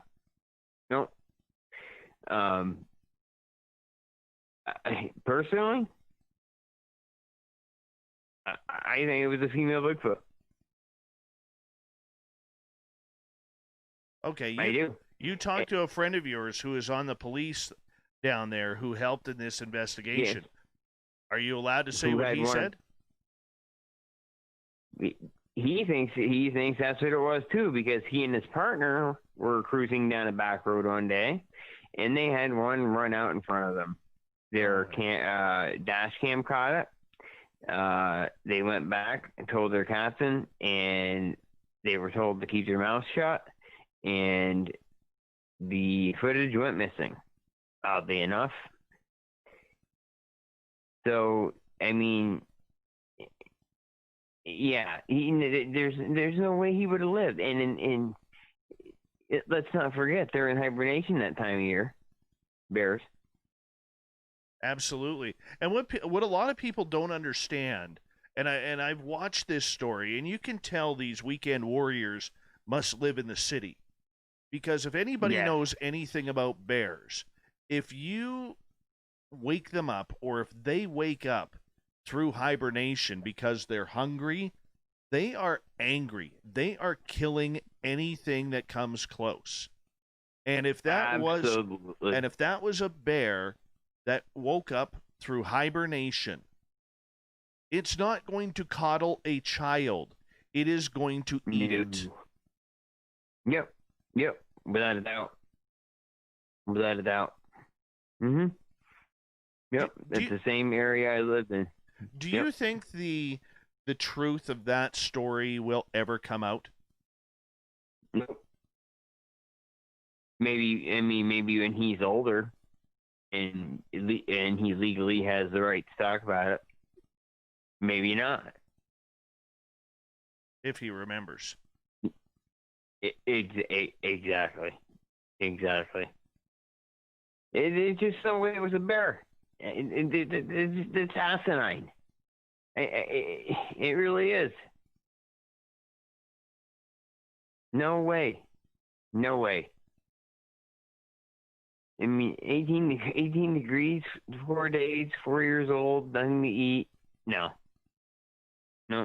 And then found in a briar patch with barely any scratches on him. Yes. And they had to cut him out. And this was an area where he would have froze, and there's no way he could have got in there without hurting himself. Yes, he had a few minor scratches when they took him out. Right. But there was nothing there. Did your police friend say that they found any evidence of a Sasquatch? Well, okay, he did say that as far as the dogs, okay, they were getting a really, really, really good trail. And this does happen, you know, dogs are on the trail and they'll stop.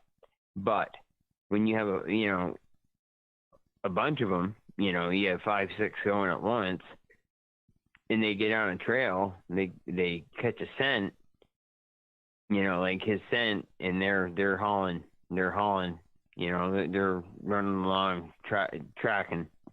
Then all of a sudden they lay down and refuse to move. Like they got to smell something they didn't want to follow. You know? Mm-hmm. That case baffles me. And yeah. I mean, it is a baffling case, but at the same time, personally, I mean, people probably think I'm nuts for saying this, and I passed that point a long time ago. I am nuts, and you know, I've accepted it, and you know, I seriously think that's what it was. I think he was taken care of by a female Sasquatch. Me too. I do. That makes sense. Now, I really do. I want to ask you something else, because for you having these close encounters, you've been pretty lucky, but there are some people out there who haven't been so lucky. And I believe it's your dad who's actually helped out on a couple of cases that David Politis started investigating with his missing 411. Yes, he has. He was on my father. He got out of the family logging for a while, went in the State Police Academy when he was 23. He became the youngest BCI investigator in New York State history. The record still holds to this day.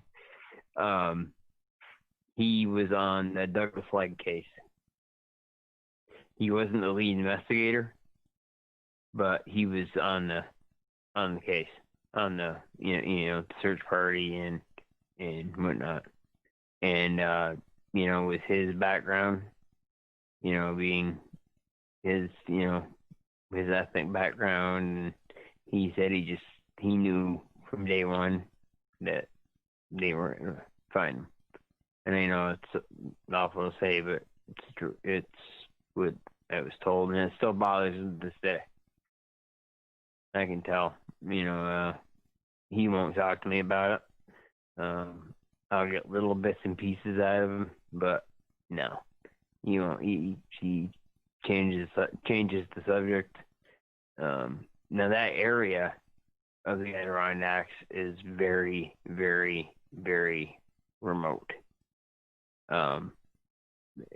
Extremely. They were a very rich family. They had built that mansion on that. I forget, it's done a Speculator, New York.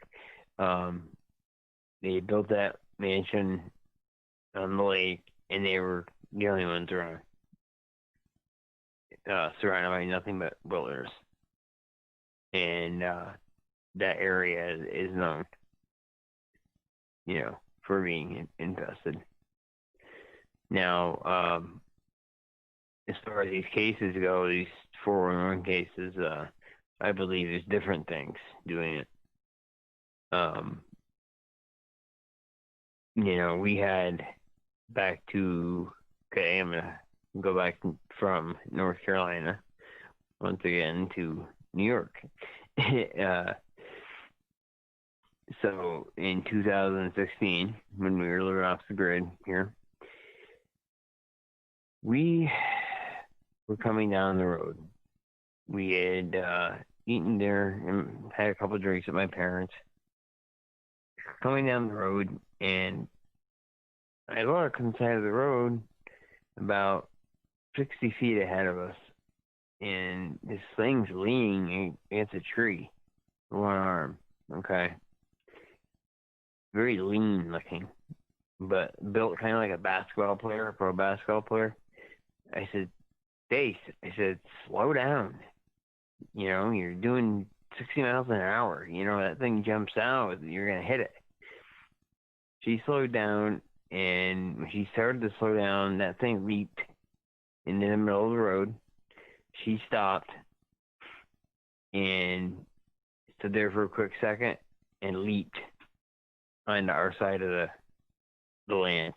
This is right in front of our land. This is on the other side, the opposite side of the road, and it went onto our property. Only way I can describe it, it's a typical lichen. So you got Dogman in that area too. And that's what I mean. Yeah, Dogman. Yeah. Yep. Wow. Now the ones we hear reports of up here, and I didn't get it. This one was moving so fast I couldn't tell. It didn't have a tail. I can tell you that much. But I got a report from a girl, okay, that I've known for years, who's actually a DEC officer in New York State. And her and her wife were going down the road. And this is actually near the Mohawk Reservation. Same kind of deal. This thing lunged out into the road. Now, when they stopped, this thing turned and looked directly at them. Now, they got a unbelievable look at it. 7.5 feet, probably 400 pounds. They got a good look at the legs and the feet. The feet were like, a Sasquatch's, no tail. In the head like a wolf. And I know other people see different type looking ones, but those are the what we see up here in the Adirondacks mostly. I've been trying to get her to come on the show, but the wife of the girl is full-blooded Mohawk, and she just won't do it. I know there are areas up here where I live where a lot of First Nations people won't go because of the fear of Sasquatch or other creatures. Yeah. So that makes complete sense. Absolutely. Yeah, and I was telling you, I got a couple of cool, interesting stories for you if you want to hear them. Yeah. This one's passed down from my granddad. He and I told this on the show, one of the shows the other night that we did, me and the guys. But they were in a camp, working a logging camp. Okay, this is around the time of the Great Depression. Now, jobs very, very hard to come by, obviously. They would go out each morning, split up into groups, work their area. Well, these three kept coming back to camp at night saying, something's stalking us, something's following us. They had seen it, seen them, peeking from behind trees, screaming at them, seeing them up in the trees, watching them, just stalking them, for one purpose, I can think of. And anyway, they went and they told the foreman, we will not go back to that area. So in the morning, don't even try to send us there. So next morning, the foreman says, well, you three are going back to that spot. And they said, no way. Nope, no way. Now, one of them ended up staying. Two of them left, okay? And this is an area that you had to get to a horseback, okay? So they left. Two of them left. One of them never made it home. Oh my goodness. His wife, sent a letter to the foreman and said, have you seen so-and-so? He never came home. And they went out, they looked for him and couldn't find him or the horse. See, and that's where, when you look at situations like that, when you have an animal such as a horse disappear with it, that's where I really start to question whether or not this is a Sasquatch encounter or something else, whether it's extraterrestrials or portals opening up. I am wide open to that. Absolutely. Yep. Sure. Could very well could be. Very well could be. I don't want you and everyone else out there to think I'm crazy. I almost don't want to tell it, but let's transfer back to Carolina for a second. Sure. My stepdaughter and I went down to the bridge, and I believe I sent you these pictures and video. We were taking some weird. We experienced a lot of UFO activity down there as well, a lot of it, and we got a lot on film, a lot of it, and I'm filming something in the sky one night, and I didn't notice anything else. Now, when I got home in September, I went through all that footage, okay? I noticed something bipedal, okay, grayish color skin, on two legs, and it's the first 2 seconds of the video. You see it walking in the water on 2 feet, and it walks under the bridge, and it's carrying what looks to me like a dead wild boar. Oh, wow. Kind of like a troll. Yeah, I don't know what the heck it was. I really don't. I've sent it to guys that have laughed at me, and there's no disputing it. I've got it here on film. I mean,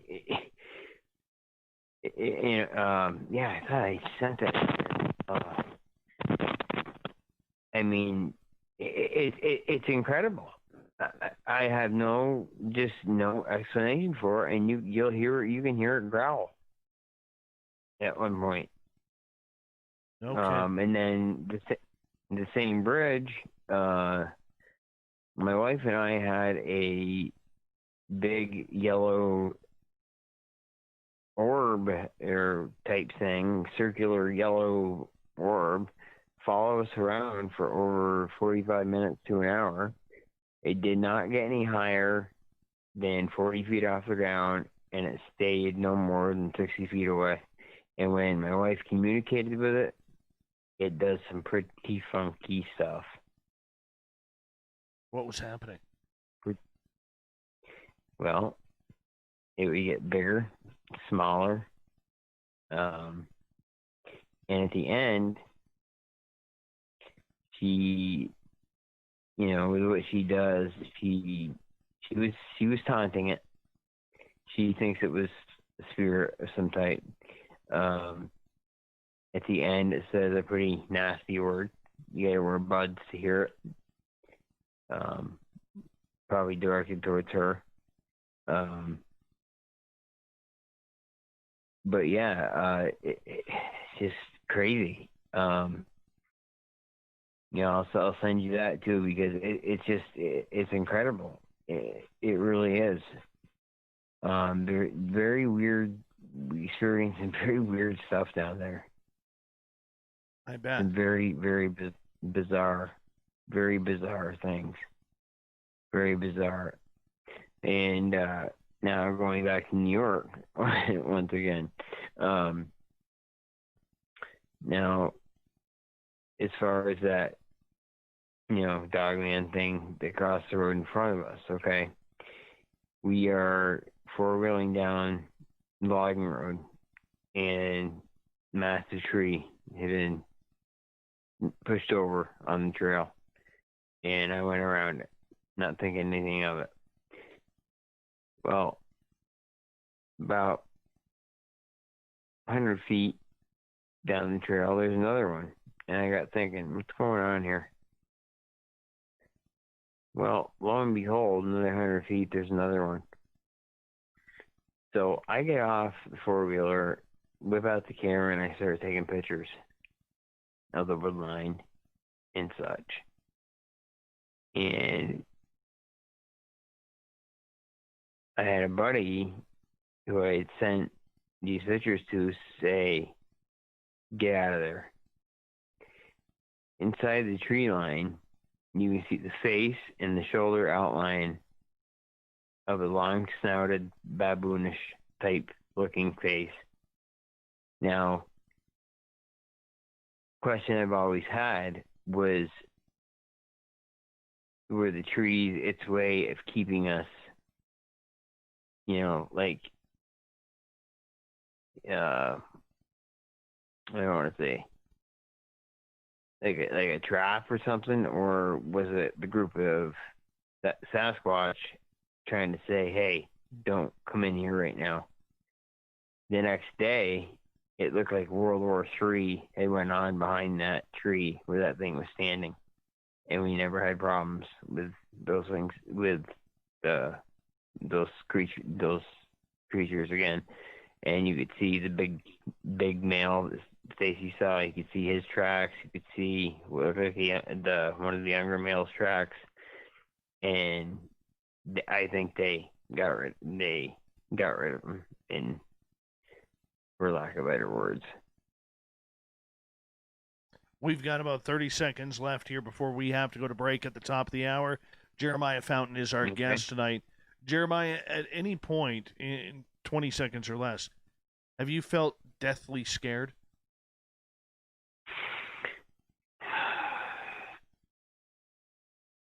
Yes. Yes, I have. Yep. Well, let's get into that when we come back here, because it's gonna take a minute to explain it. Yeah, because these are no laughing matters. These are wild creatures, whether they are supernatural or whether they are of this earth. We don't know what they are, but we need to find out. Talking Bigfoot, Sasquatch all night long. We have Jerimiah Fountain for another half an hour here on Spaced Out Radio.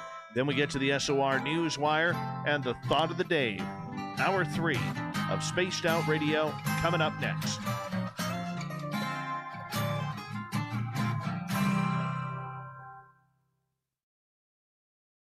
Okay, my friend, I'm just going to run my dogs out. I'll be right back, okay? Not a problem, dude.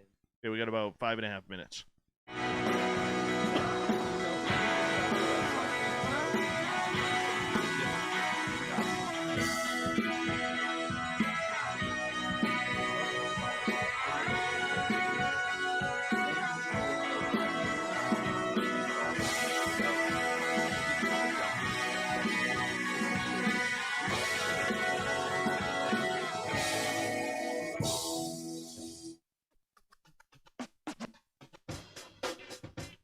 The SOR Vault is open for business, and we have some cool swag for you to pick up. All you have to do is head over to our website and click on the SOR Vault. You have a variety of cool logos to choose from, and click on anything you want. T-shirts, hoodies, hats, coffee mugs, you name it, we can get it to you. So do your shopping by supporting the store you love. Get your Spaced Out Radio swag at the SOR Vault today. Take it from the top. Go! The party is always on. The Moose Van Cruiser is where you know you can visit Canada's West Coast. Open until 2 a.m. nightly. The Moose brings up the rock while serving some of the best rated food in the city. The menu starts at $6.95. Why party anywhere else in Vancouver when the Moose is right here? Get your horns up and rock with the Moose, the official party bar of Spaced Out Radio.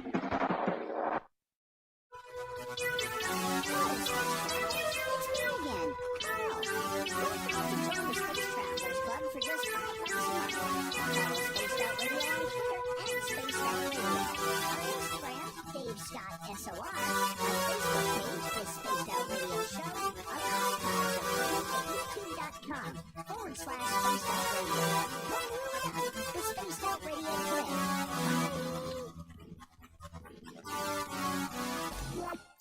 For the price of 1 cup of coffee a month, you can become an SOR Space Traveler. The Space Travelers Club is a place where you can interact with other listeners, either live during the show or on our great forum. We want your stories, pictures, comments, and ideas.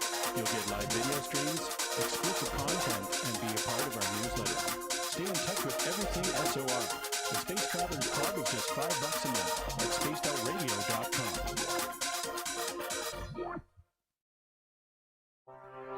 We are scouring the world for the most intriguing stories of your day. Take the time to read up on the SOR Newswire, where our team, led by Captain Shirk, will deliver to you some of the best paranormal and supernatural news, along with some stories that will blow your mind from the weird to the wacky. It's the news outside the news that piques interest, and that's what we're looking to deliver to you. The SOR Newswire, only at spacedoutradio.com. We're adding to the entertainment online for Spaced Out Radio. I'm Amber Beckrud, and I want to invite you to subscribe to our YouTube channel and check out Cryptid Tales, where I will take you on a journey into some of the strangest legends and lore from around the world, relaying the stories to you of the strange creatures and experiences that people have had throughout time. You can find Cryptid Tales at youtube.com/Spaced Out Radio, and while you're there, don't forget to check out our free archives and leave a comment. See you there. Hello, everyone. This is Ryan Steve. Otherwise known as Essie. We're glad to team up with Spaced Out Radio and investigator together, we'll investigate the strange sightings and reports of the past. For answers just like you. So fill out assignment and Spaced Out Radio. Let's figure out what's going on together. Hello, this is the tall man Ron Bigfoot Fountain. I have to get the one brother is watching from Space Out Radio fan. It's amazing how music has so much what's going on supernatural. You can head over to our website, all workshops, touring. You can check out some of the hot sauces that make sure you are listening to Spaced Out Radio. You know little brother is watching. Looking for creative ways to get your company out in the public? How about advertising on Spaced Out Radio? Our sales department is waiting to hear from you, and we can work around any budget. From commercial spots. All right, I'm back. And No, okay. thanks for the text, man. Appreciate that. No, not a problem. Not a problem. All right. So when we get to break at the bottom of the hour, just sit through the break, and I will say goodbye to you during the during the intermission. Okay. Okay. Sounds like a plan. Perfect. Perfect. All right. We've got about 1 minute here. Okay.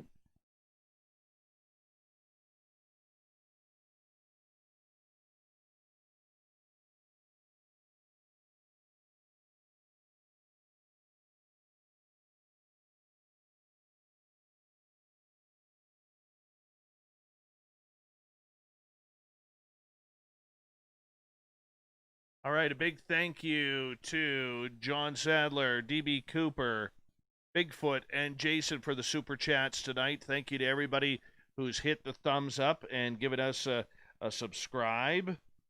And, of course, to everybody who has followed this show, played our archives. We really do appreciate it. A great way to support this show as well is by going to youtube.com or, pardon me, facebook.com / the SOR Newswire. What the hell is that?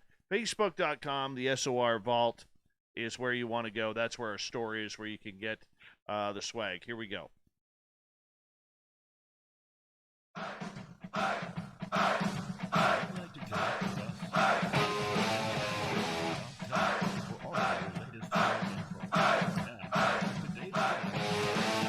Third and final hour of Spaced Out Radio has kicked off here out of SOR headquarters in British Columbia. We appreciate everyone listening in on our terrestrial affiliates around North America and digitally on TalkStream Live, Revolution Radio, and KPNL. We also want to say thank you to everyone for hanging out on our YouTube channel as well. We really do appreciate it. Remember, you can check out all of our archives for free by going to youtube.com / Spaced Out Radio. Just do old Davey the favor, hit that subscribe button. The Desert Clam has set the password for tonight in the SOR Space Travelers Club. What do you got for us here, Clam? Umbilicanism. Let's try that again. Umbilicanism. Nobody knows what it means, but the Clam sets the password each and every night right here on Spaced Out Radio. Our website is spacedoutradio.com, where we have a plethora of features for you, including rocking out to Bumblefoot and reading up on Captain Shirk's SOR Newswire. Follow us on Twitter at Spaced Out Radio and on Instagram at Spaced Out Radio Show. For the final time tonight, we introduce Jerimiah Fountain. He is a paranormal / Bigfoot dogman cryptid investigator out of the beautiful state of New York. He's over in the Adirondacks, and he is tracking down whatever he can find to prove the existence of this creature. Jerimiah, welcome back. Thank you. Pleasure. Really, time flies by, isn't it? Absolutely. Absolutely. Time flies, and we're having a blast with you having tonight. a blast. Absolutely. God, I forgot where it was. Let's go to. You've moved to the Adirondacks now. You've got yourself some property. You and your wife have kind of settled in there, but you have a lot of weird stuff happening there as well. What's going on? What are you seeing?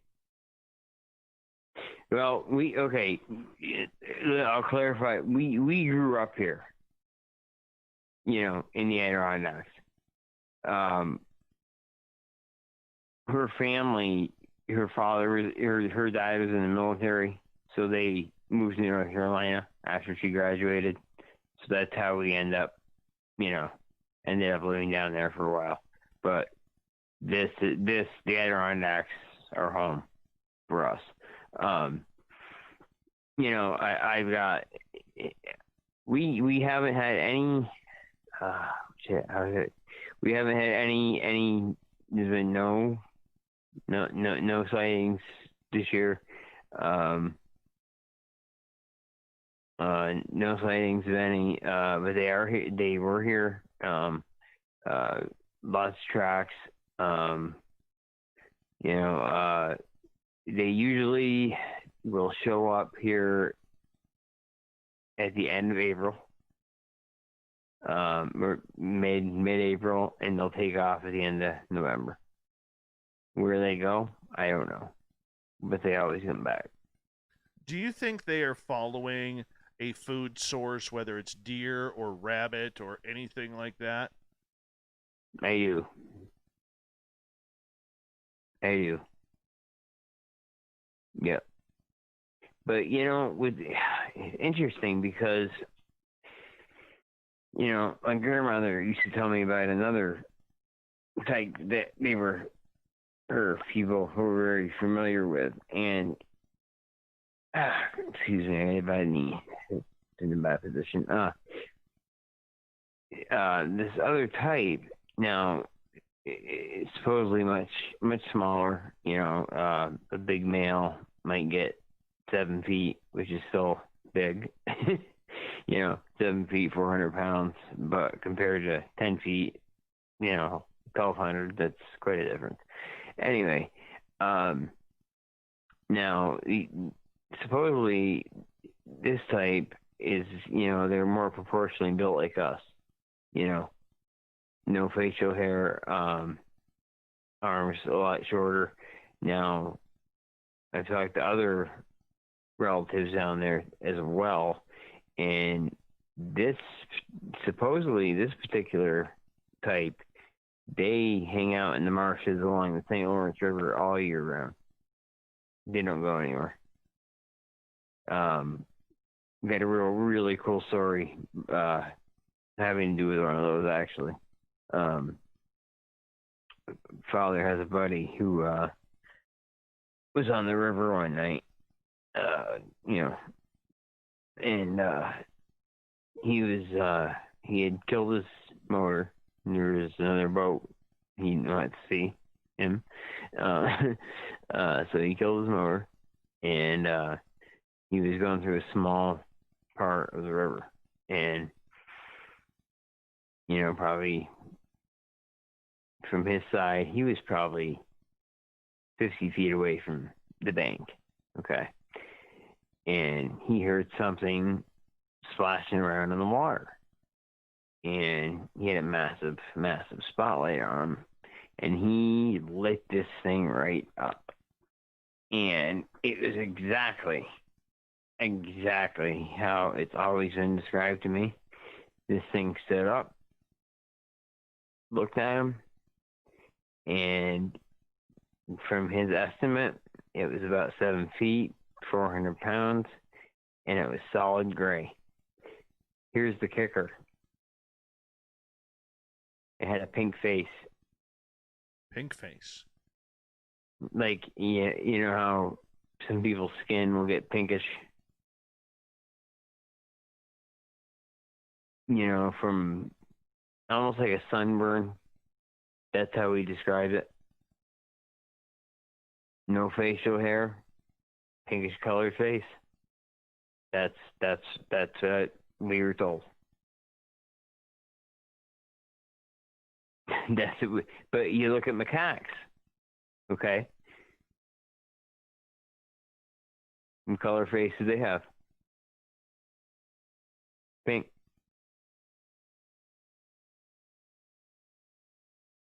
Do you think that this creature is of a natural descent of evolution, or do you think there is something a little bit more supernatural about it? Oh, you put me on the spot here. I think they have nothing to do with our evolution. Nothing. I think there's something in their. I think there's something. They are something in their own. That's just my belief. I'll probably catch crap for that, but that's just my belief. Because so why do you believe that? I don't care. With that? Why do you believe that? Because I'll put it very simply for you. When people say, "Oh, they're so human-looking," this and that. Oh my God! Well, tell you what. When you stand 30 feet away from an 8-footer, and it's weighing 700, almost 800 pounds. There's nothing human about it. Nothing. You know? That's just my opinion. Just my opinion. You know?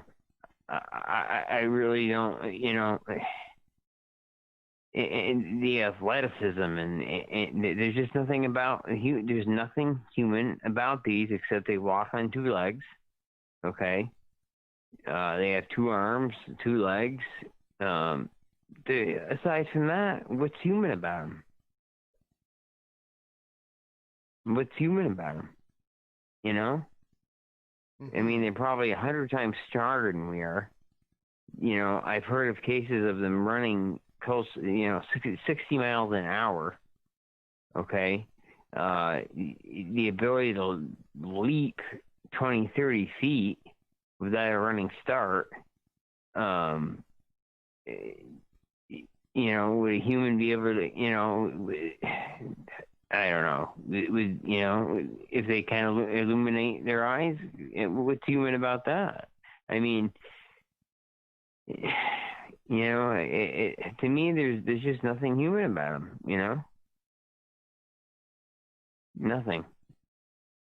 Okay, so I can understand that you believe there's nothing human about them, but in regards to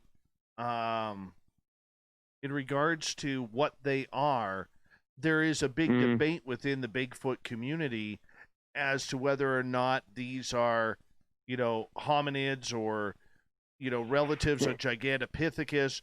Then you got the whole spiritual side that American Indians, First Nations, indigenous people claim that it has some sort of weird type of powers and it's just a strange entity. Yeah. You know, and I as far as with our evolutionary line, you know, I am stuck. I am definitely not with that side of it. You know, the Native Americans, okay. You take, let's take for example, the Mohawks. Let's take, and then we'll talk about the Navajos, okay. We're talking about 2 tribes that live 3,000 miles apart, okay. Had no communication with each other, but yet they're describing the same thing and talking about the same behavior. You know, and they describe it as another tribe of just another tribe of whatever they are. You know. So, you know, my grandmother always used to say I asked her, you know, Grandma, are they more like us or are they more like an animal? And she would say, honey, they're kind of like both, but they're something different altogether. Do you think we'll ever know what truly they are? Nope. I don't. Nope. I don't get me wrong. I'm still gonna start. I'm still gonna keep going. You know, but I personally am not gonna climb down this wormhole. But I believe there's people out there that don't want us to know, and I think a lot of it has to do with, you know, money. Explain that. Okay, well, if you invoke. Okay, let's take Yellowstone. They admit there is an endangered species in Yellowstone. Okay, bang. They have to invoke the Endangered Species Act. Well, there goes their tourist money. That goes for all national parks. You know, I mean, how many millions a year are they going to lose? The federal government.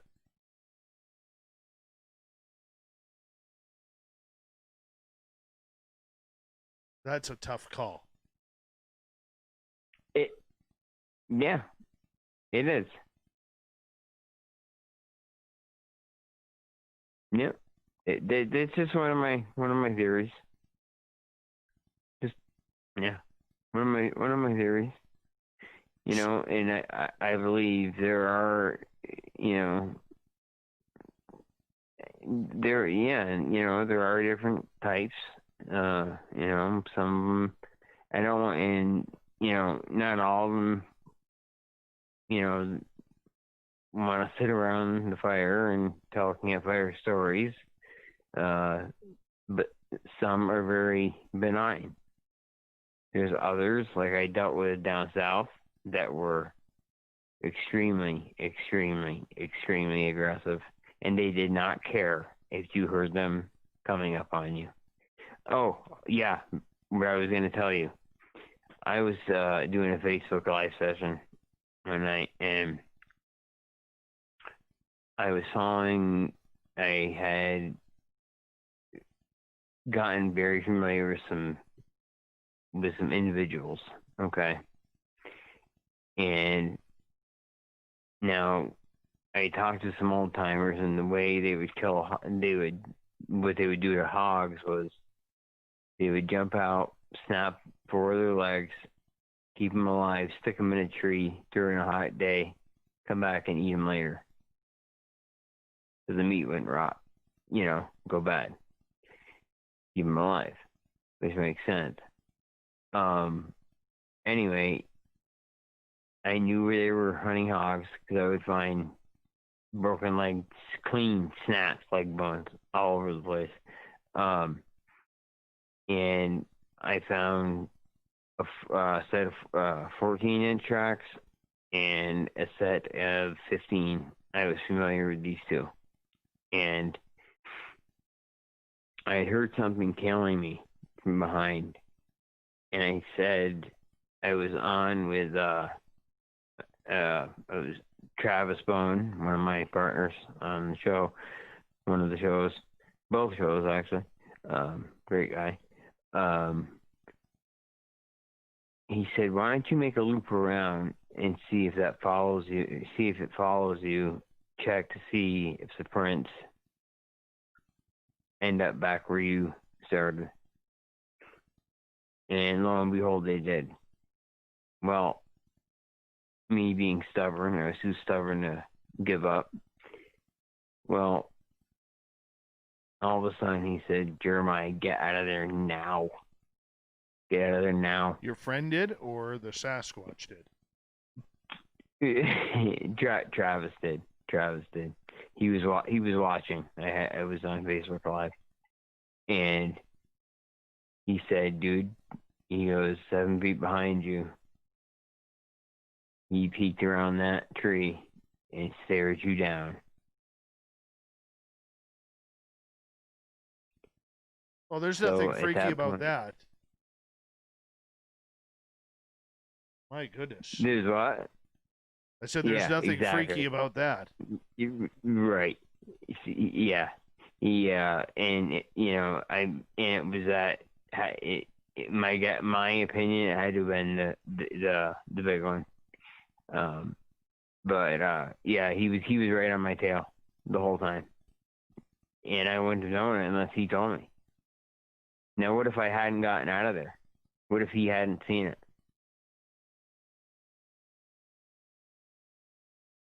You know, makes you wonder.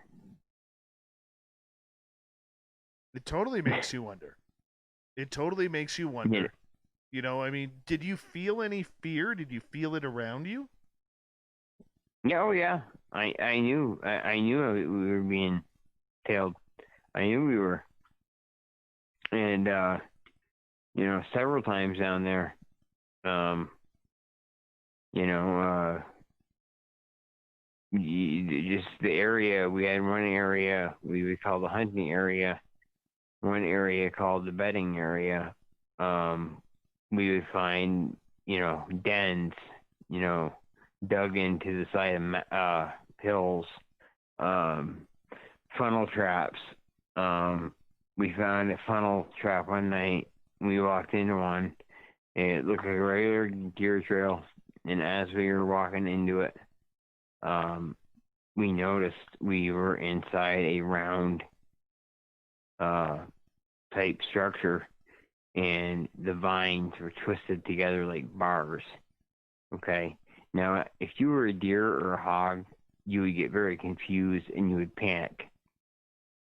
Now, if Stacy and I are in that, we hear the most god-awful scream. The most god-awful scream. And I said, okay, it's time to leave. And she said, I agree. Have you ever been scared out by rocks or boulders or tree branches slamming into the water? Absolutely. Absolutely. I can tell you 2 stories about that. 3. Well, we only got about 2.5 minutes with you. You got to give us a good story on an ending here. I'll give you a good one. Okay. Well, this I'll give you one in New York because this is interesting. This shows that they kind of look out for us. They know us. I brought a guy down there, one of my friends. I told him, I said, don't bring a long gun. They don't know you. Don't bring a long gun. And, well, we're sitting there and he's drunk, okay? And all of a sudden, boom! Well, he lets off a buckshot and it hits the tree about 6 inches from my head. I said, did you just let a round go? He said, yeah, I was checking to see if it was loaded. I said, what? Well, I was checking to see if it was loaded. I'm like, are you kidding me? You could have killed me. Right then and there, from across that spring, came about a 4-foot log flying through the air and hits the water about 3 feet in front of him. Time to go. Well, my personal opinion was that it was irritated with him for just about killing me. That could very well be. Because you've built a relationship with him. That's correct. That's correct. Yep. I want to have you back on. I want to have you back on as we got about 30 seconds left. I'd love to. Yeah, man. I think what I want to do is I want to do a panel of, Sasquatch researchers and kind of get to these, because I believe that one of the things we haven't studied is the patterns, like getting to know people. I've heard so many times people getting to know, but we'll have to do that. We'll have to line that up. Jerimiah Fountain, thank you so much for coming on Spaced Out Radio tonight. It's been an absolute pleasure to have you here, my friend. We learned a lot tonight, and I hope your stories continue. Absolutely. Thank you very much. You mind if I give a couple shout-outs? Please do. All right. Just want to thank my guys. Thank you, first of all, Dave, for having me on. No problem. Thanks to my guys that helped me with the other shows: Gary Spikes, P3 Productions, Travis Bowen, Shawn Wilson, John Switzer. Gotta shut it down right there, man, because I gotta get out of here for commercial. All right. We'll be back with Spaced Out Radio. There we go, buddy. I apologize that I couldn't get them all in, man. That's okay. That's okay.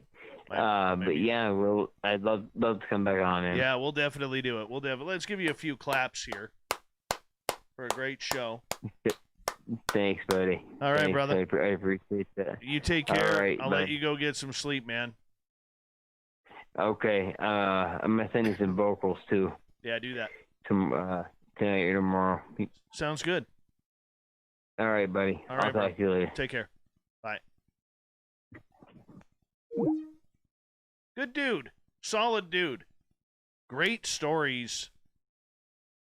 I love the stories. That's nice.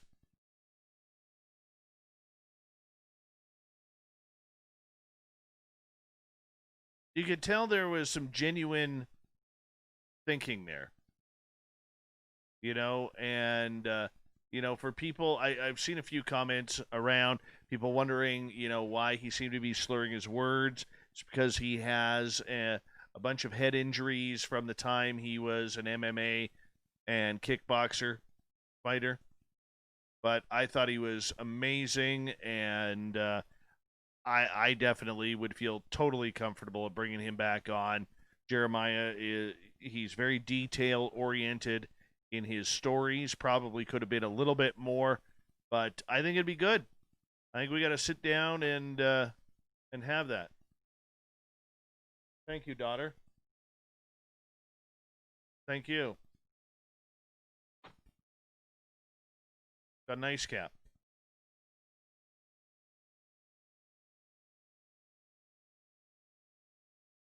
It's good stuff. Yeah, I agree, Yola Tango. It was a great guest. Great guest.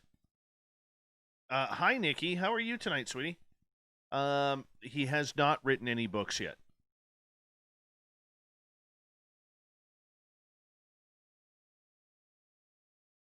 Corin's the booking guy. Your mustache looks great tonight.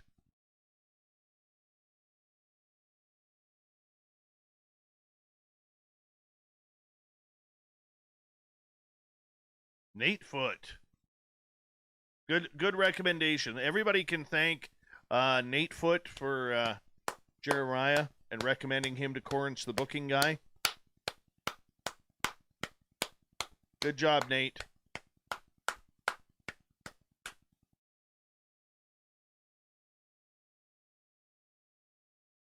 Wendy Williams. Wendy Williams. Wendy Williams. Wendy Williams. Wendy Williams. There you go.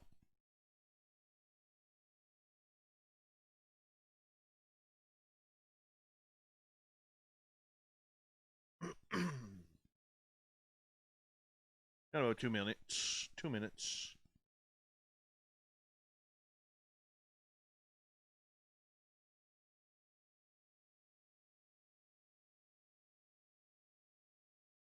That's a gorgeous clown tonight, Marty.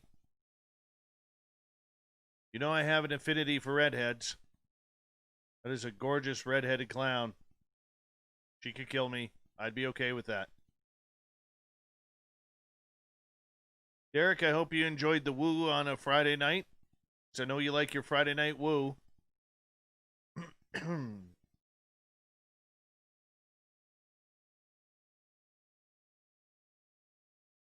1 minute? No, pardon me. About a minute and a half here.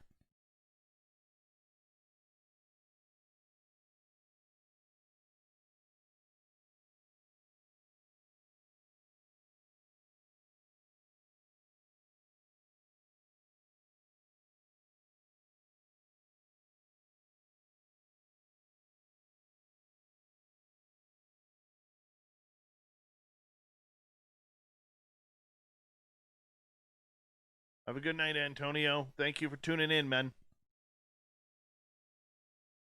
Hi, gorgeous Renee.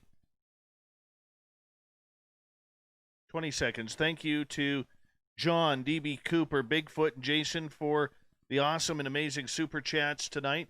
Really do appreciate that. Thank you to everyone who gave us a thumbs up tonight and thumbs down. And don't forget to hit that subscribe button. Here we go.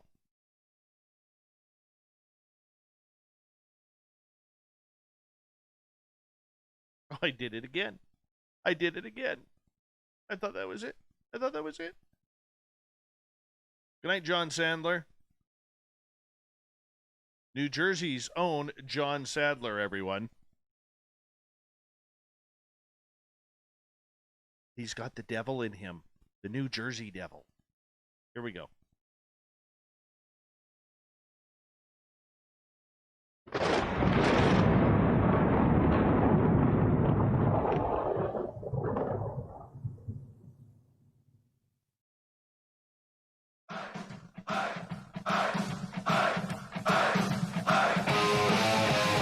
We've rounded third. We're heading for home tonight on Spaced Out Radio. I am your host, Dave Scott. Thank you so much for taking the time to join us tonight. Really do appreciate it. I want to remind you that if you've missed most of this show or others, check out our free archives by going to youtube.com/Spaced Out Radio. Do me the favor, hit that subscribe button. Our website is spacedoutradio.com, where we have a plethora of features for you, including rocking out to Bumblefoot and reading up on Captain Shirk's SOR Newswire. Follow us on Twitter at Spaced Out Radio and on Instagram at Spaced Out Radio Show.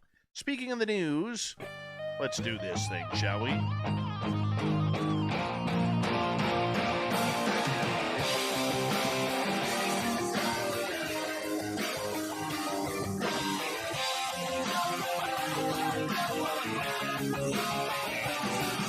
The news is always changing, which is why we give you the SOR Newswire at the back end of every show, where we get to the weird, the strange, the wacky, and sometimes pretty damn good.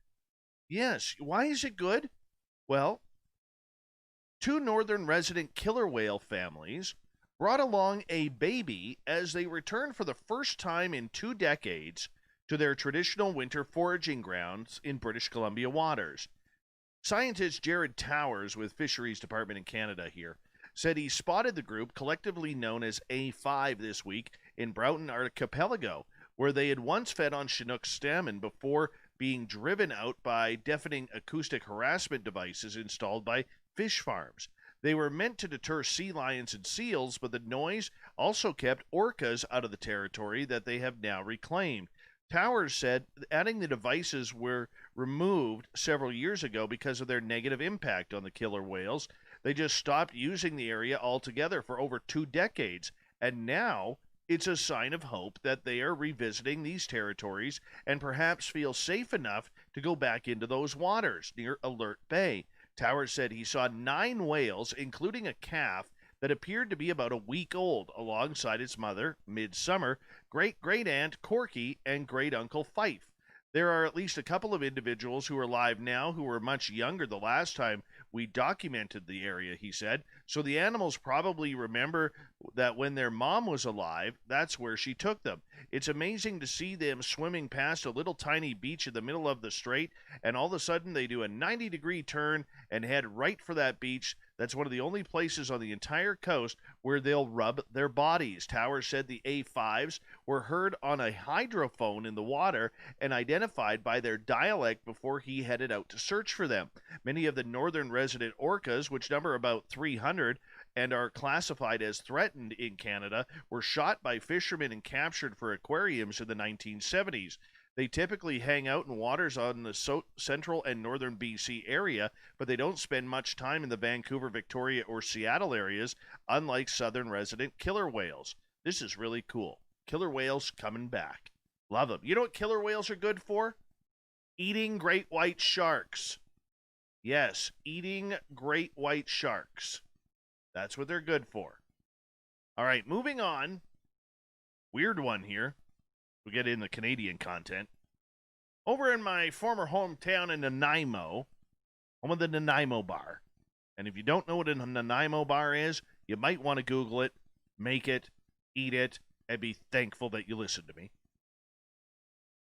The Mounties say a woman out for a walk was surprised when cash began falling from the sky around her. Police say that the woman was walking on a street in northern Nanaimo on Monday when a car went flying past her. Seconds later, money started floating all around her.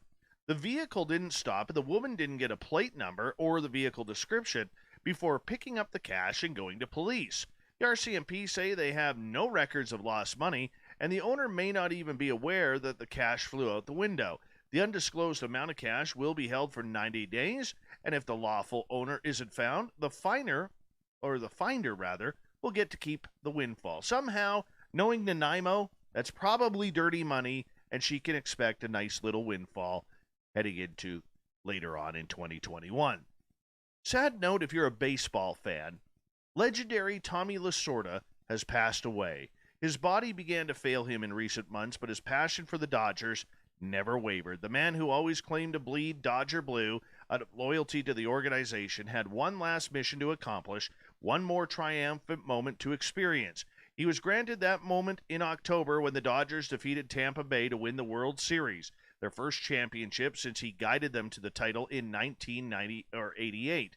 He willed himself to live this long and to watch that World Championship. Former Dodgers pitcher Orel Hershiser said, he willed himself to stay active with baseball and to be impactful on a daily basis. He impacted us all in so many ways, the LA community, the baseball family, and all of the world of baseball. But I believe Tommy Lasorda had no boundaries. On a daily basis, there were no boundaries to something positive, something about winning. That's what he brought. Lasorda, who in 20 years as the Dodgers manager won 2 World Series championships, 4 National League pennants, and 8 division titles, died of a heart attack at the age of 93. Only one of the few remaining links to the club's Brooklyn roots, he spent 71 years with the Dodgers and was a vibrant and voluble presence. Rest in peace, Tommy Lasorda. Oh, speaking of sharks, thanks for this, Shirky Poo. A young woman has died of a rare suspected shark attack in New Zealand. No point in going there now. No point whatsoever. They got sharks there. Yeah, Kayla Marlowe was just 19 years old when she decided to become shark food. Marlowe was taken out of the water, still alive, but died at the scene despite efforts to save her. Police say she appeared to be bitten by a shark. Of course she was bitten by the shark. What else is there? You know? It's not a seal. Killer whales don't feed on people. The attack happened at Wahai Beach on Northern Island, not far from the country's biggest city of Auckland. Police extend the sympathies to her family and loved ones during this very difficult time. So they say, we appreciate her death was extremely traumatic for those who were at Wahai Beach yesterday, and we are offering victim support services to anyone who requires it. Shark attacks. Oh, here comes the line. Shark attacks are unusual in the country, and this is thought to be the first fatality since 2013. You know what cures the fatality numbers? Not going in the ocean. Yep, people heard loud screams. Lifeguards went out by boat, immediately pulled her to shore, but too late. Jaws got her. All right, look, I'm not a fan of sharks when I'm in the water. Love the sharks. Great white is my favorite. Believe it or not, they scare the bejesus out of me, but it's my favorite. Okay, it's badass. Doesn't put up with anything. All right, doesn't like anybody. Perfect. You know, but they're just saying, stay out of the water or we're going to eat you. That's all they're saying. New Zealand, Australia, California, Florida, North Carolina, South Carolina. Pay attention. Oregon, Washington, New York, Nova Scotia, Newfoundland, PEI. They just want to kill you. Stay out of the water. That's their area. Let's just let them be. It's easier. All right, let's go to the deserts of Africa. Being extremely tall is sort of a giraffe's thing. So when scientists recently spotted 2 wild giraffes with relatively short legs, nearly having their adult sight, they were stunned. The initial reaction was a bit of a curious disbelief, said Michael Brown, a conservation biologist. In 2015, Brown and his colleagues were conducting photographic surveys of Nubian giraffes in Murchison Falls National Park, Uganda, monitoring the animal's abundance and geographic distribution. Sometimes, said Brown, they could see hundreds of giraffes in a single day. That the giraffes are all generally cut into the same towering, gangly silhouette isn't a problem for figuring out who's who. Get to know the giraffes. So imagine when all of a sudden they start seeing some pygmy giraffes. Short male giraffes strut out across the plain, looking like a hasty Photoshop version in the flesh. The park ranger where we were working, and he was with me, he goes, we looked at each other, sort of confirm we were seeing the same thing. The giraffe, named Gimli, in honor of the dwarf character from Tolkien's Lord of the Rings, had short legs but a typically proportioned neck, making it basically the corgi version of a giraffe. 3 years later, the team found another male giraffe named Nigel with similar proportions on a private farm in Namibia. By carefully analyzing the photos of these two giraffes, Brown and his colleagues measured the dimensions of the unusual giraffe's limbs and necks, comparing them with those of other giraffes. And what did they find out? Gimli had metacarpals, the hand bones that made up the lowest part of the front limbs, that were only 58% of the length of his neighbors. For both Gimli and Nigel, the long bones in the upper legs were also substantially short. And Nigel also had shorter neck bones and toe bones as well. So in other words, we have pygmy giraffes now. That's kind of cool. That's very cool. And you know what giraffes don't do? They don't go in the ocean where there's great white sharks, bull sharks, tiger sharks, hammerheads that want to eat you. Just saying. Staffordshire police arrested 2 men on suspicion of burglary after one sits on the phone and dials their emergency 999 line. Yeah, this was a horrible pocket dial, fairly costly one.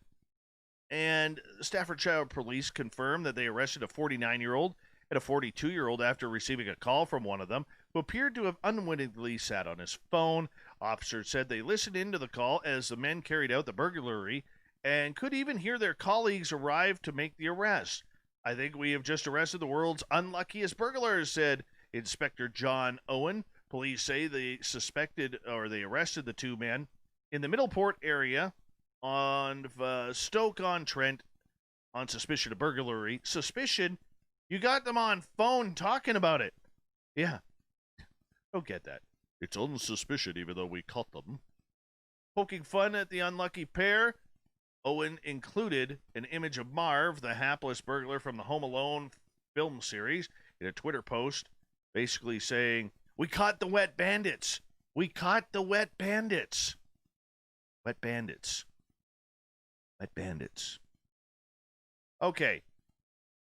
You know why men wear tuxedos when they're about to get married? You know, the bride is in her beautiful white gown, and then all the bridesmaids, they all have different colored gowns, like maybe a row of blue or a row of fuchsia or a row of green, maybe some seafoam.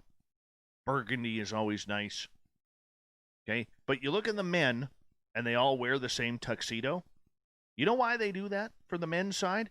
Because if the groom all of a sudden gets cold feet and runs away, everyone just moves one step forward, and that's why the best man now becomes the husband. Joking aside, a wedding in the southern India state of Karnataka took a bizarre turn of events when the bride married a guest after discovering that the groom had snuck out. 2 brothers, identified only as Ashok and Naveen, were all set to get married in simultaneous ceremonies back on January 3rd. However, while Naveen participated in all the pre-wedding ceremonies with his soon-to-be wife, Sindhu, he developed cold feet on the day of his wedding and took off. You see, Naveen had a girlfriend who threatened to die by suicide at the function if he went ahead with his wedding. This prompted the groom to run away for his own wedding, deserting his bride. To comfort the woman, her family decided to get her married right there and then to any guest who volunteered. Now, the brave man, Chandrappa, who worked for the local municipal corporation, agreed to marry the bride who had been left at the altar. What a good man. What a good man. The party must go on.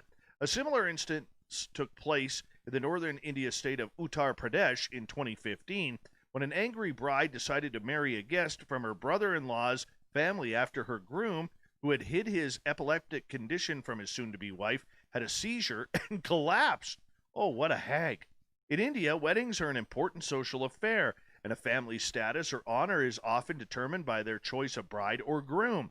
There have been several bizarre weddings that have occurred over the country over the last year. Earlier this month, a man in central India married 2 women at the same time in one of the most publicly acknowledged polyamory wedding ceremonies in India. In June last year, a man married a wooden effigy in a bizarre ceremony at Uttar Pradesh to fulfill his father's wish of seeing him happily married. In March last year, a bride walked out in the midst of her own wedding ceremony after spotting an X at the function. Weddings are also a common scam that people pull off in India. In November 2020, a woman who lost her job due to India's strict lockdown married 3 men and ran away with their money. Oh, my goodness. Oh, my goodness. All right. You know, I don't like sharks, but what I can't stand is snakes. And some people hate snakes. I fall into that category. And some people keep them as pets. I get that. Now, apparently, there are some people out there getting snake massages. If you live in Cairo, Egypt, you can go to a masseuse who owns a spa that mixes oil with non-venomous snakes in 30-minute sessions. It's not for everyone, but the owner says that snake massages can work wonders for those suffering from pain. The use of snakes is a type of massage, as it has 2 aims, physical and emotional. The physical aim is to improve blood circulation and mental stimulation, and the emotional aim is to release endorphins that help with the happy hormone that sees people regain confidence, strength in their immune system. Yep, not this guy. Not this guy at all.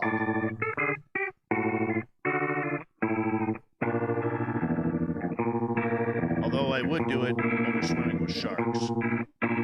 Thought of the Dave happens every night at this time, where we ask a question on our Facebook and Twitter pages, then read your responses on the air because we love the audience participation around here.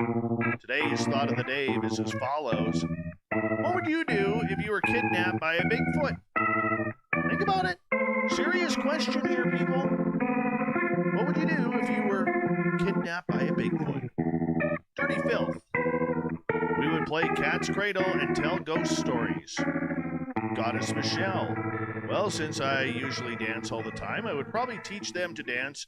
In doing so, I will become their leader. All will obey and love me. And I'd ask them to wear a mask and stay 2 meters away. You can tell she's Canadian. 13 ballads. Ask him, her, or it, why did Nessie cross the road? Greg. To be chill, and maybe he won't make me a forest bride. This is chaos. Convince him to let us share a bucket of KFC chicken. Shanna. Inform him that I won't be able to stop my boyfriend, the Wolfman, from ripping him to shreds when he comes to my rescue. Dominic says, eat me, Bigfoot. Kronos. Ask, what's that for dinner? Uriah, I try to act normal so they don't return me when they realize they took one of the top 10 nut jobs on this planet. Marty, well, that depends. And then shows a picture of a box of Depends. Beautiful clown tonight, Marty, by the way. You outdid yourself with that one. Too kind. All right, moving on. Jamie, I'd watch my bunghole. Don't want to be loved by Sasquatch. Alex, I'd rip my shirt off and chase after it. Kevin Knuth, big scientist in the UFO world. Why on earth would you dredge up those memories for me again? Dave says, that's me. My goodness, Kevin, I didn't expect that from you. You're a scientist, for God's sake. Kevin, I could still have a good bit of fun, Dave. Okay. Nikki, telepathically talking my head off so much so, he or she just might have to tell me to shut it. Donnie, I'd plug my nose. Len, hope that I had beef jerky and a harmonica in my backpack. Gary, I'd start to have a ham shank and growl at him. Or her.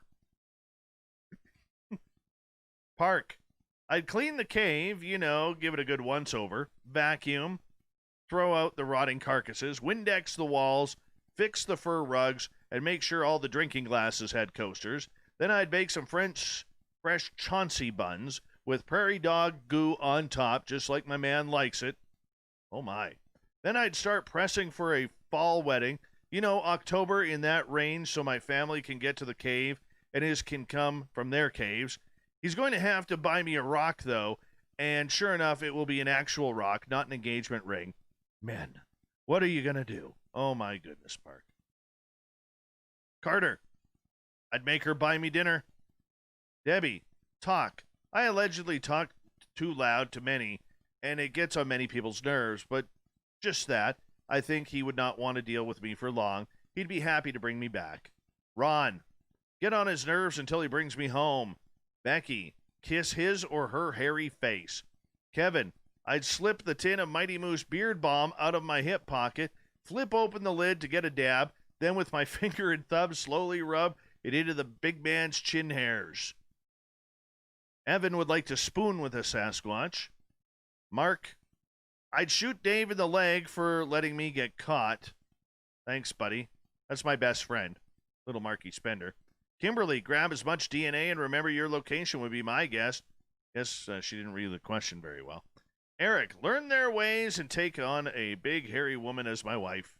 David, sit around and shoot the breeze with them. Marty, make friends because they mean no harm. Terry, give them a good long bubble bath. Gil, I'm on medication for my pancreas, and I get in trouble, or I get terrible wind. I'm sure if I dropped one, I would clear the cave. Oh, my. Mike, say about time. I've been waiting for the big guy.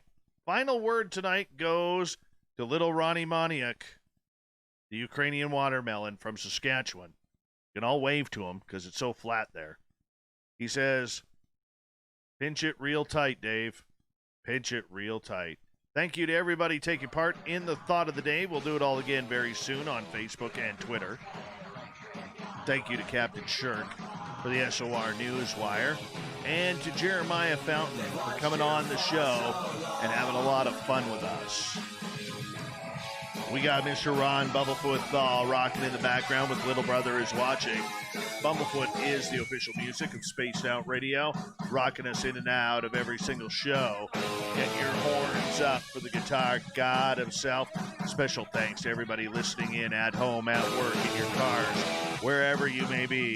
Thank you to everyone in our chat rooms tonight on Facebook, LGAB, YouTube, Revolution Radio, Twitter, at hashtag Spaced Out Radio as well.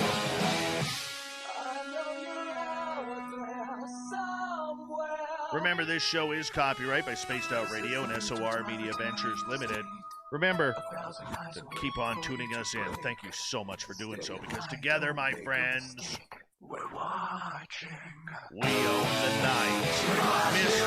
Bumblefoot, we need a favor. We need you to take us home.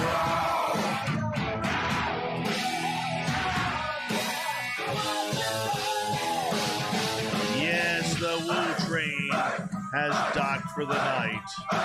But tomorrow, my friends, we shall ride again. Your seats are always available. Your tickets never expire. And if you want to bring a friend, we've got room for them too. Good night.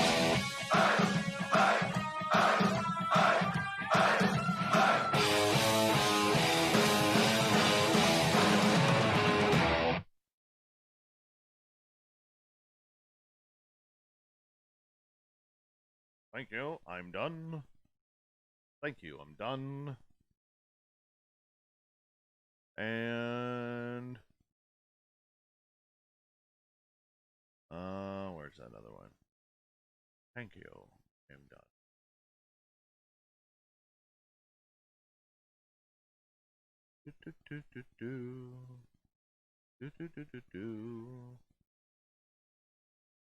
done. All right. I'll be right back because I want to go say thank you to my daughter for bringing me a nice cap. So I'll be right back, okay? Don't go anywhere. I know there's like 88 of you. I'll be right back. Dave Scott, Space Out Radio. Me, Dave Scott. Be right back. I'm Dave Scott, Spaced Out Radio. Dave Scott.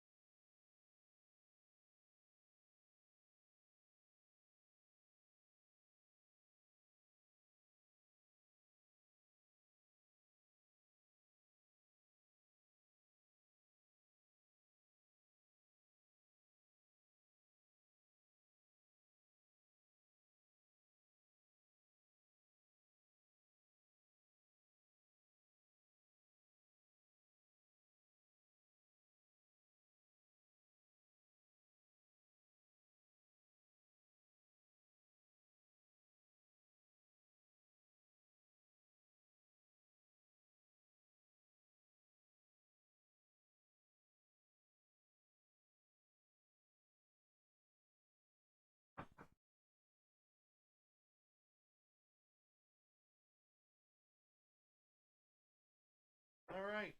I am back. How we all doing?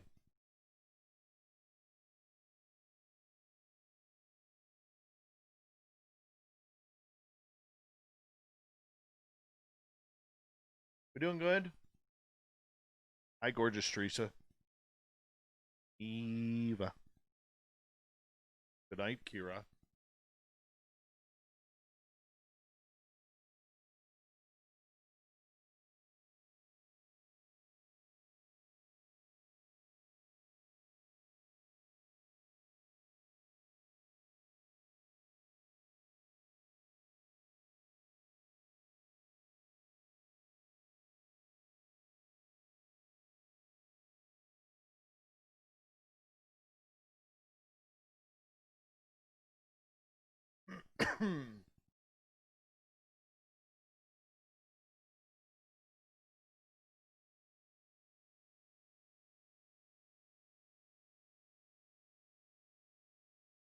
Be with you guys in 2 seconds, okay? 2 seconds. Just gotta boost this up.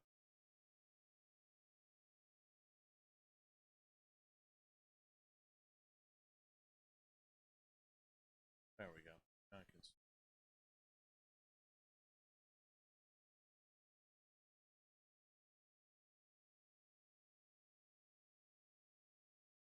Wendy Williams. Wendy Williams. She likes the letter W.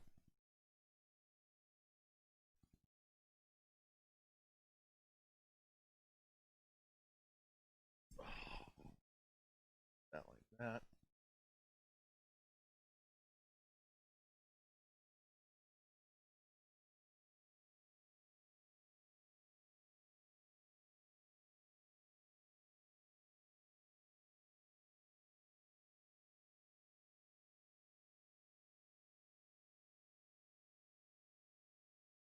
Boy, my ass looks flat in that one.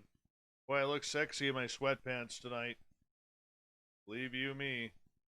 Look sexy in my sweatpants. Holy cow, that looked terrible. Oob to Joe's Maine. Oob.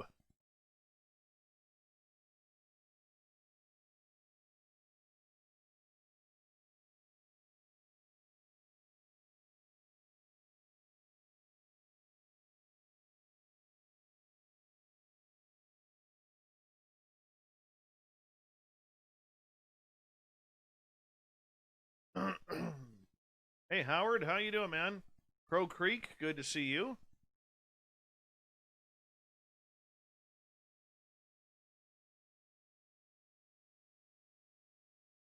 We're just working on that. So bear with us.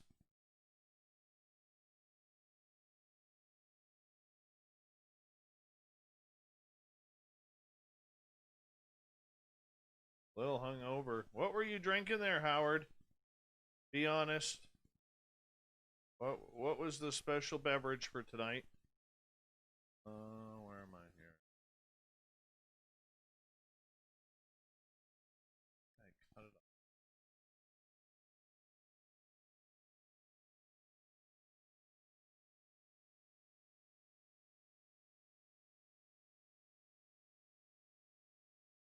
Tequila. Not the good stuff. Howard, I'm a little disappointed you didn't invite me because when Davey does have the odd drink, Davey likes tequila. Even the bad stuff. Gil, you're sexy. You're sexy, Gil.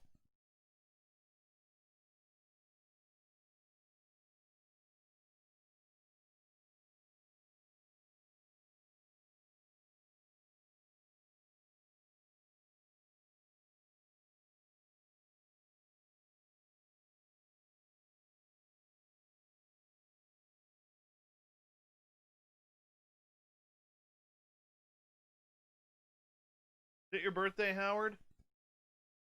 Or were you at a birthday party?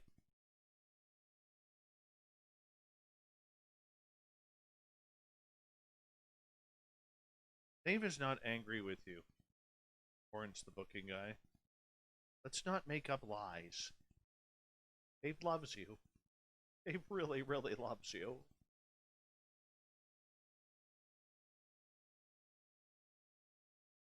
Sometimes, Joe, sometimes you got to be that guy.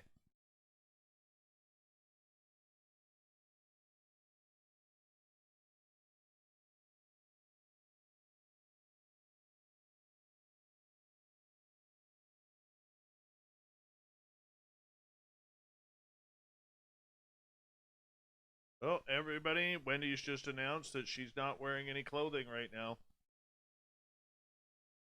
Take that for what it's worth.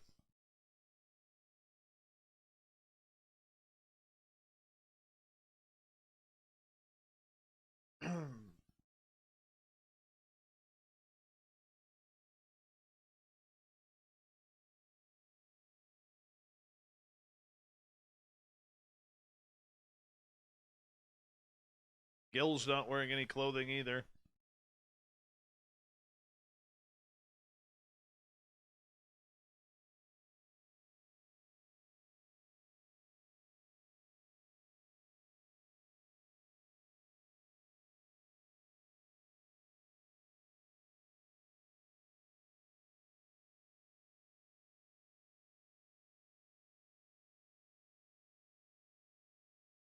DB Cooper, I want to be your tag team partner.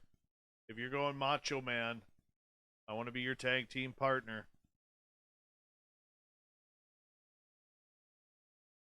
Macho, macho DB.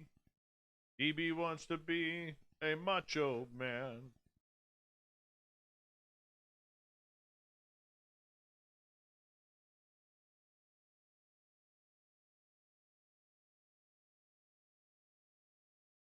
I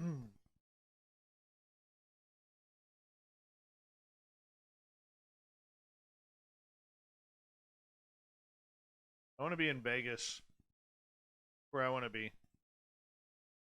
What I want to do right now. I want to play in Vegas. My cousin was showing me, he lives down there, and he was like showing me videos of hanging out tonight. Hold on, I gotta check this.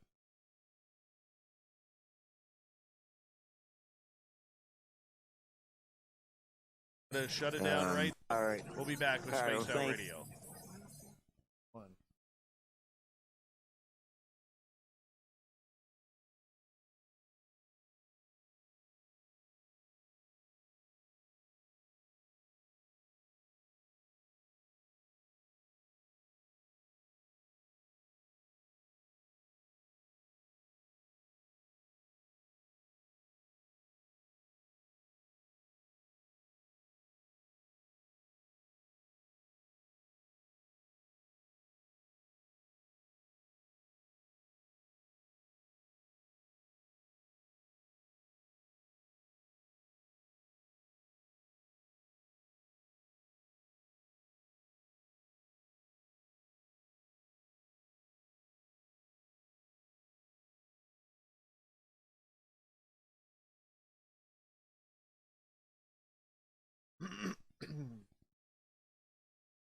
Do Gil's balls hang low? Do they wobble to and fro? Can he tie him in a knot? Can he tie him in a bow?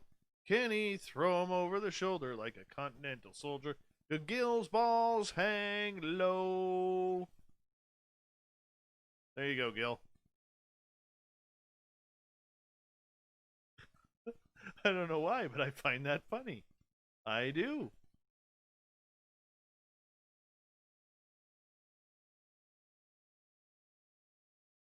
Good night, gorgeous Teresa.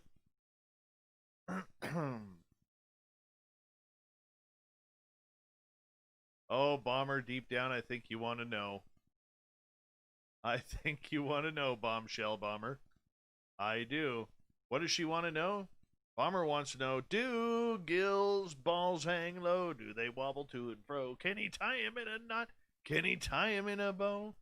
Can he throw him over his shoulder like a continental soldier? Do Gil's balls hang low?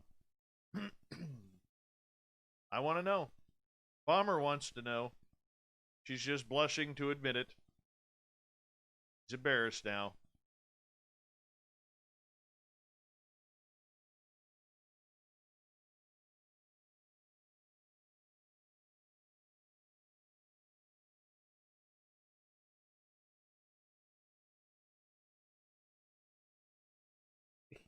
I could see Nikki just chortling. He said balls. Oh, Dave said balls.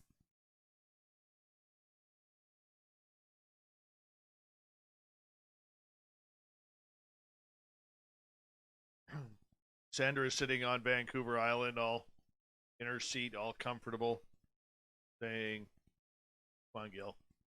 Man up."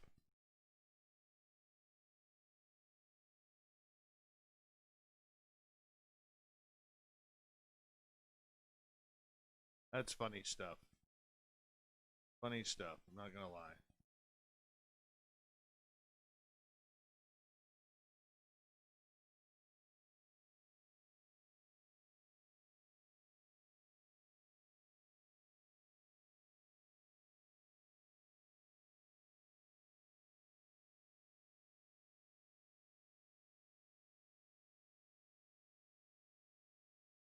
Oh, Vinster. The camel clutch. There was no better champion in WWE/WWF history than the Iron Sheik. He put out a power tweet today, too. I'll read it to you. This is courtesy of the Iron Sheik. Hold on. I'll read it to you. So the Iron Sheik said today, let's see, if you promote the violence on the Twitter, I beat the fuck out of you, put you in the camel clutch, and break your fucking back and make you humble. Then he goes on to say, we are here for a good time, so go fuck yourself. God, I love the Iron Sheik.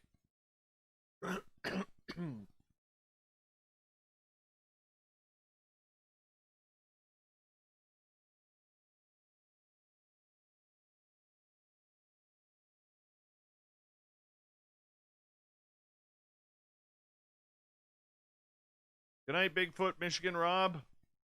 Have a good one, buddy.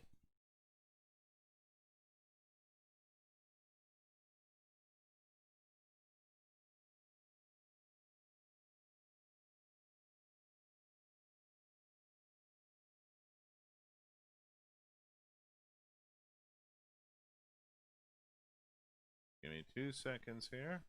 Remember, we need 2 6-digit verification codes now. Not just 1, 2 6-digit verification codes.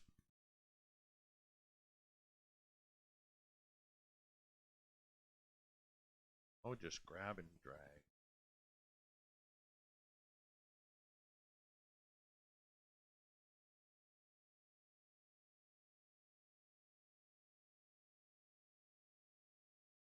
Good ones, Corns. Might get that one. All right. By the way, I really enjoyed Jerimiah tonight. Really enjoyed him. Okay. 6-digit verification code number 1 is 560107. 560107. Your second code tonight is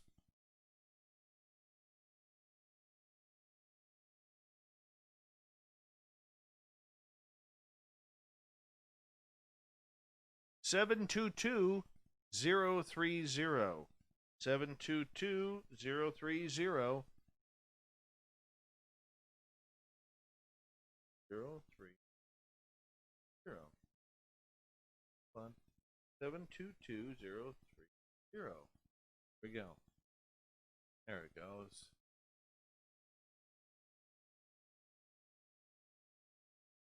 Sandra, you cheater. You cheater.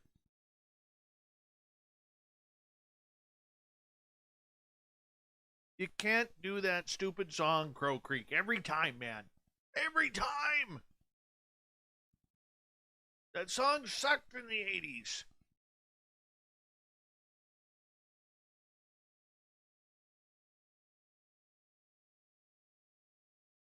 I'm going through my Karen haircut style right now. Boy, would I like to speak with your manager right now, Crow Creek. Thank you, Howard. You know what I'm noticing about my hair? Is this time it's growing straighter. Last time it was so curly. This time it's growing straighter. But looking at my hair right now, I would definitely want to speak to your manager.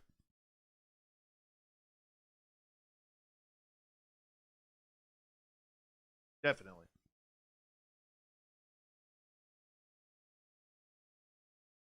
Hey, Greg. How you doing, man?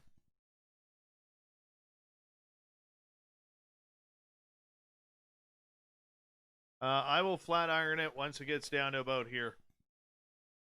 Hey, Alan Young. How are you, man? AWA in Minneapolis or Calgary Stampede, Alan. One of those two.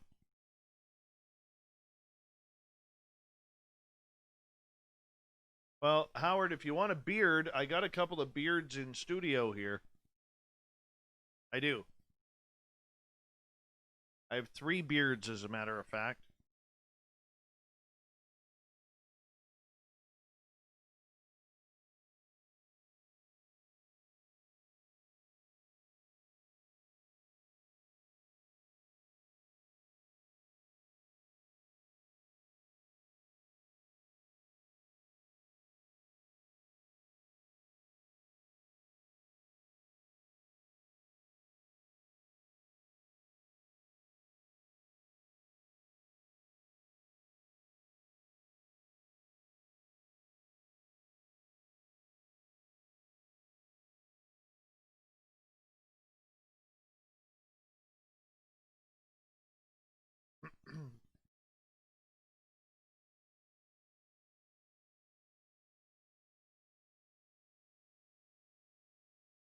Oh, Bomber, just drop the Karen jokes.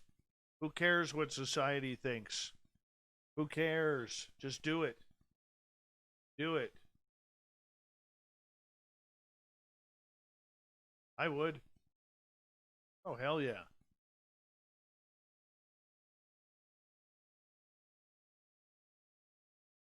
Why wouldn't you?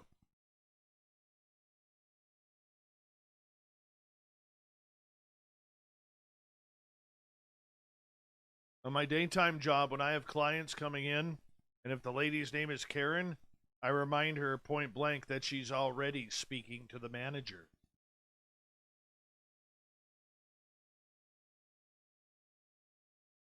Thanks, Fast Emmy. Have a good night. Have a good weekend.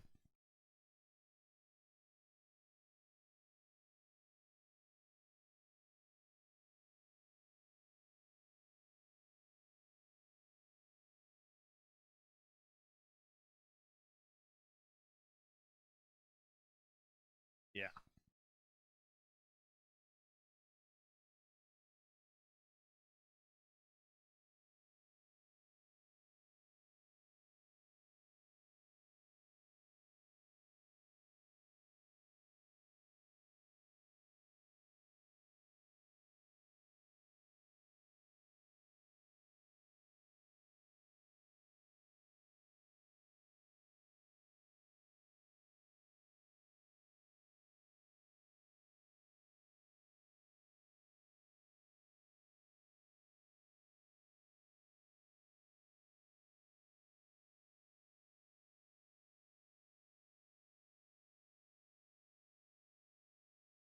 I once told a school teacher in my office during my daytime job a few years ago.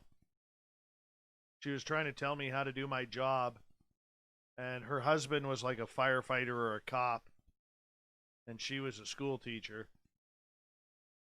I loudly put my pen down on my desk, and I kindly reminded her that I'm not in her. I said, ma'am, no offense, I'm not in your classroom, and You're in mine. I will be doing the teaching here today. Thank you. Her husband damn near spit his coffee all over my desk and started laughing while she just jaw dropped.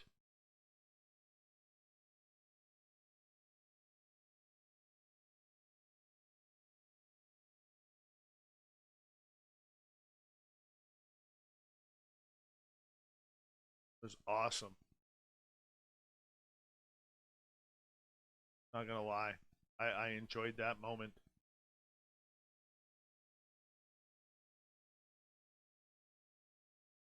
I really enjoyed that moment.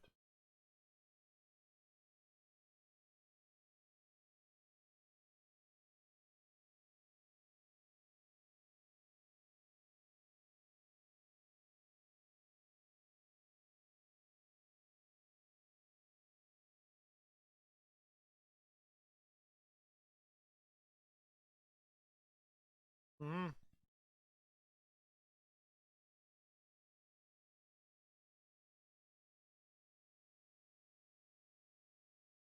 No, he had a good laugh. Literally afterwards, shook my hand and said, "I've never talked to my wife that way." Hey, Bushi, what's going on, man?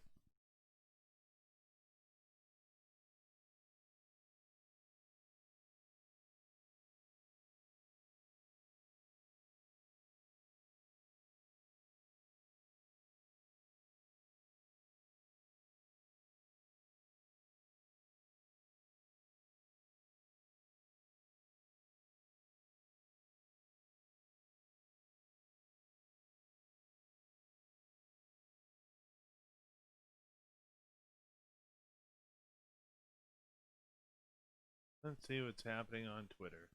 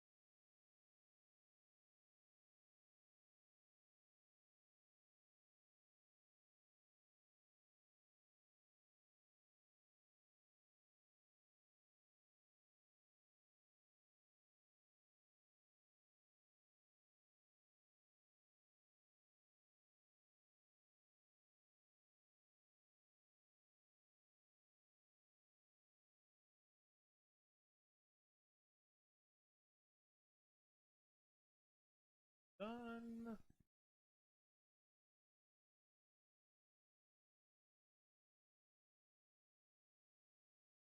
I am done. Done, done, done. Hey, Fapster. Nothing wrong with watching Tommy Lasorda tributes, man. Nothing wrong with that.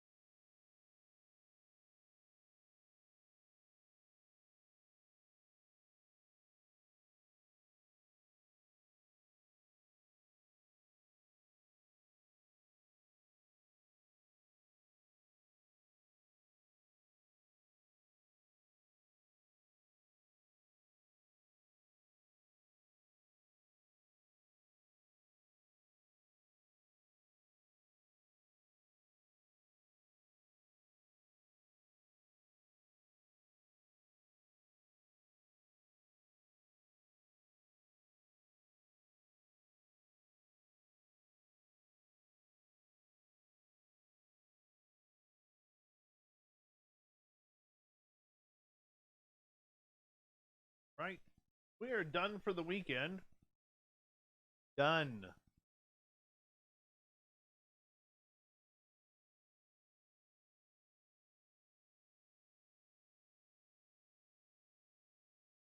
And what do we got? What do we got here? What am I looking? Oh yeah, Corn's the king guy.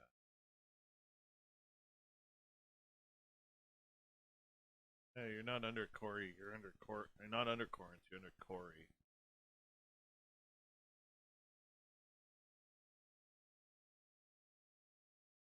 Okay, next week.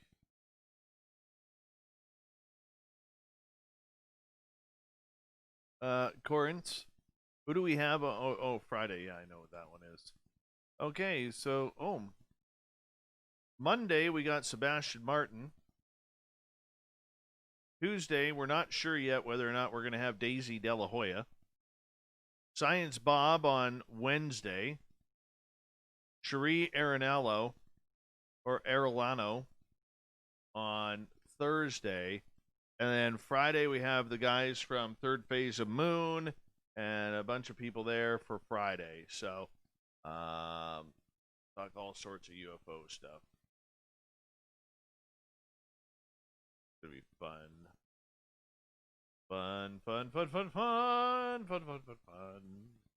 So you guys have a great weekend. I have to figure out what I'm going to write about my blog tomorrow.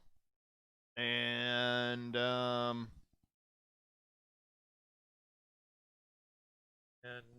kind of go from there. Thanks, Yola Tango. Yes, I will call Sebastian. I will. I'll let him know this weekend. All right, everyone. Have a great weekend. Thank you to our new subs. Let's see. How many are we at here? Let's take a little look here. We are at, after tonight's show, 10,052. 10,052. So I appreciate all of you. We'll talk to you very soon. See you Monday night. Bye-bye.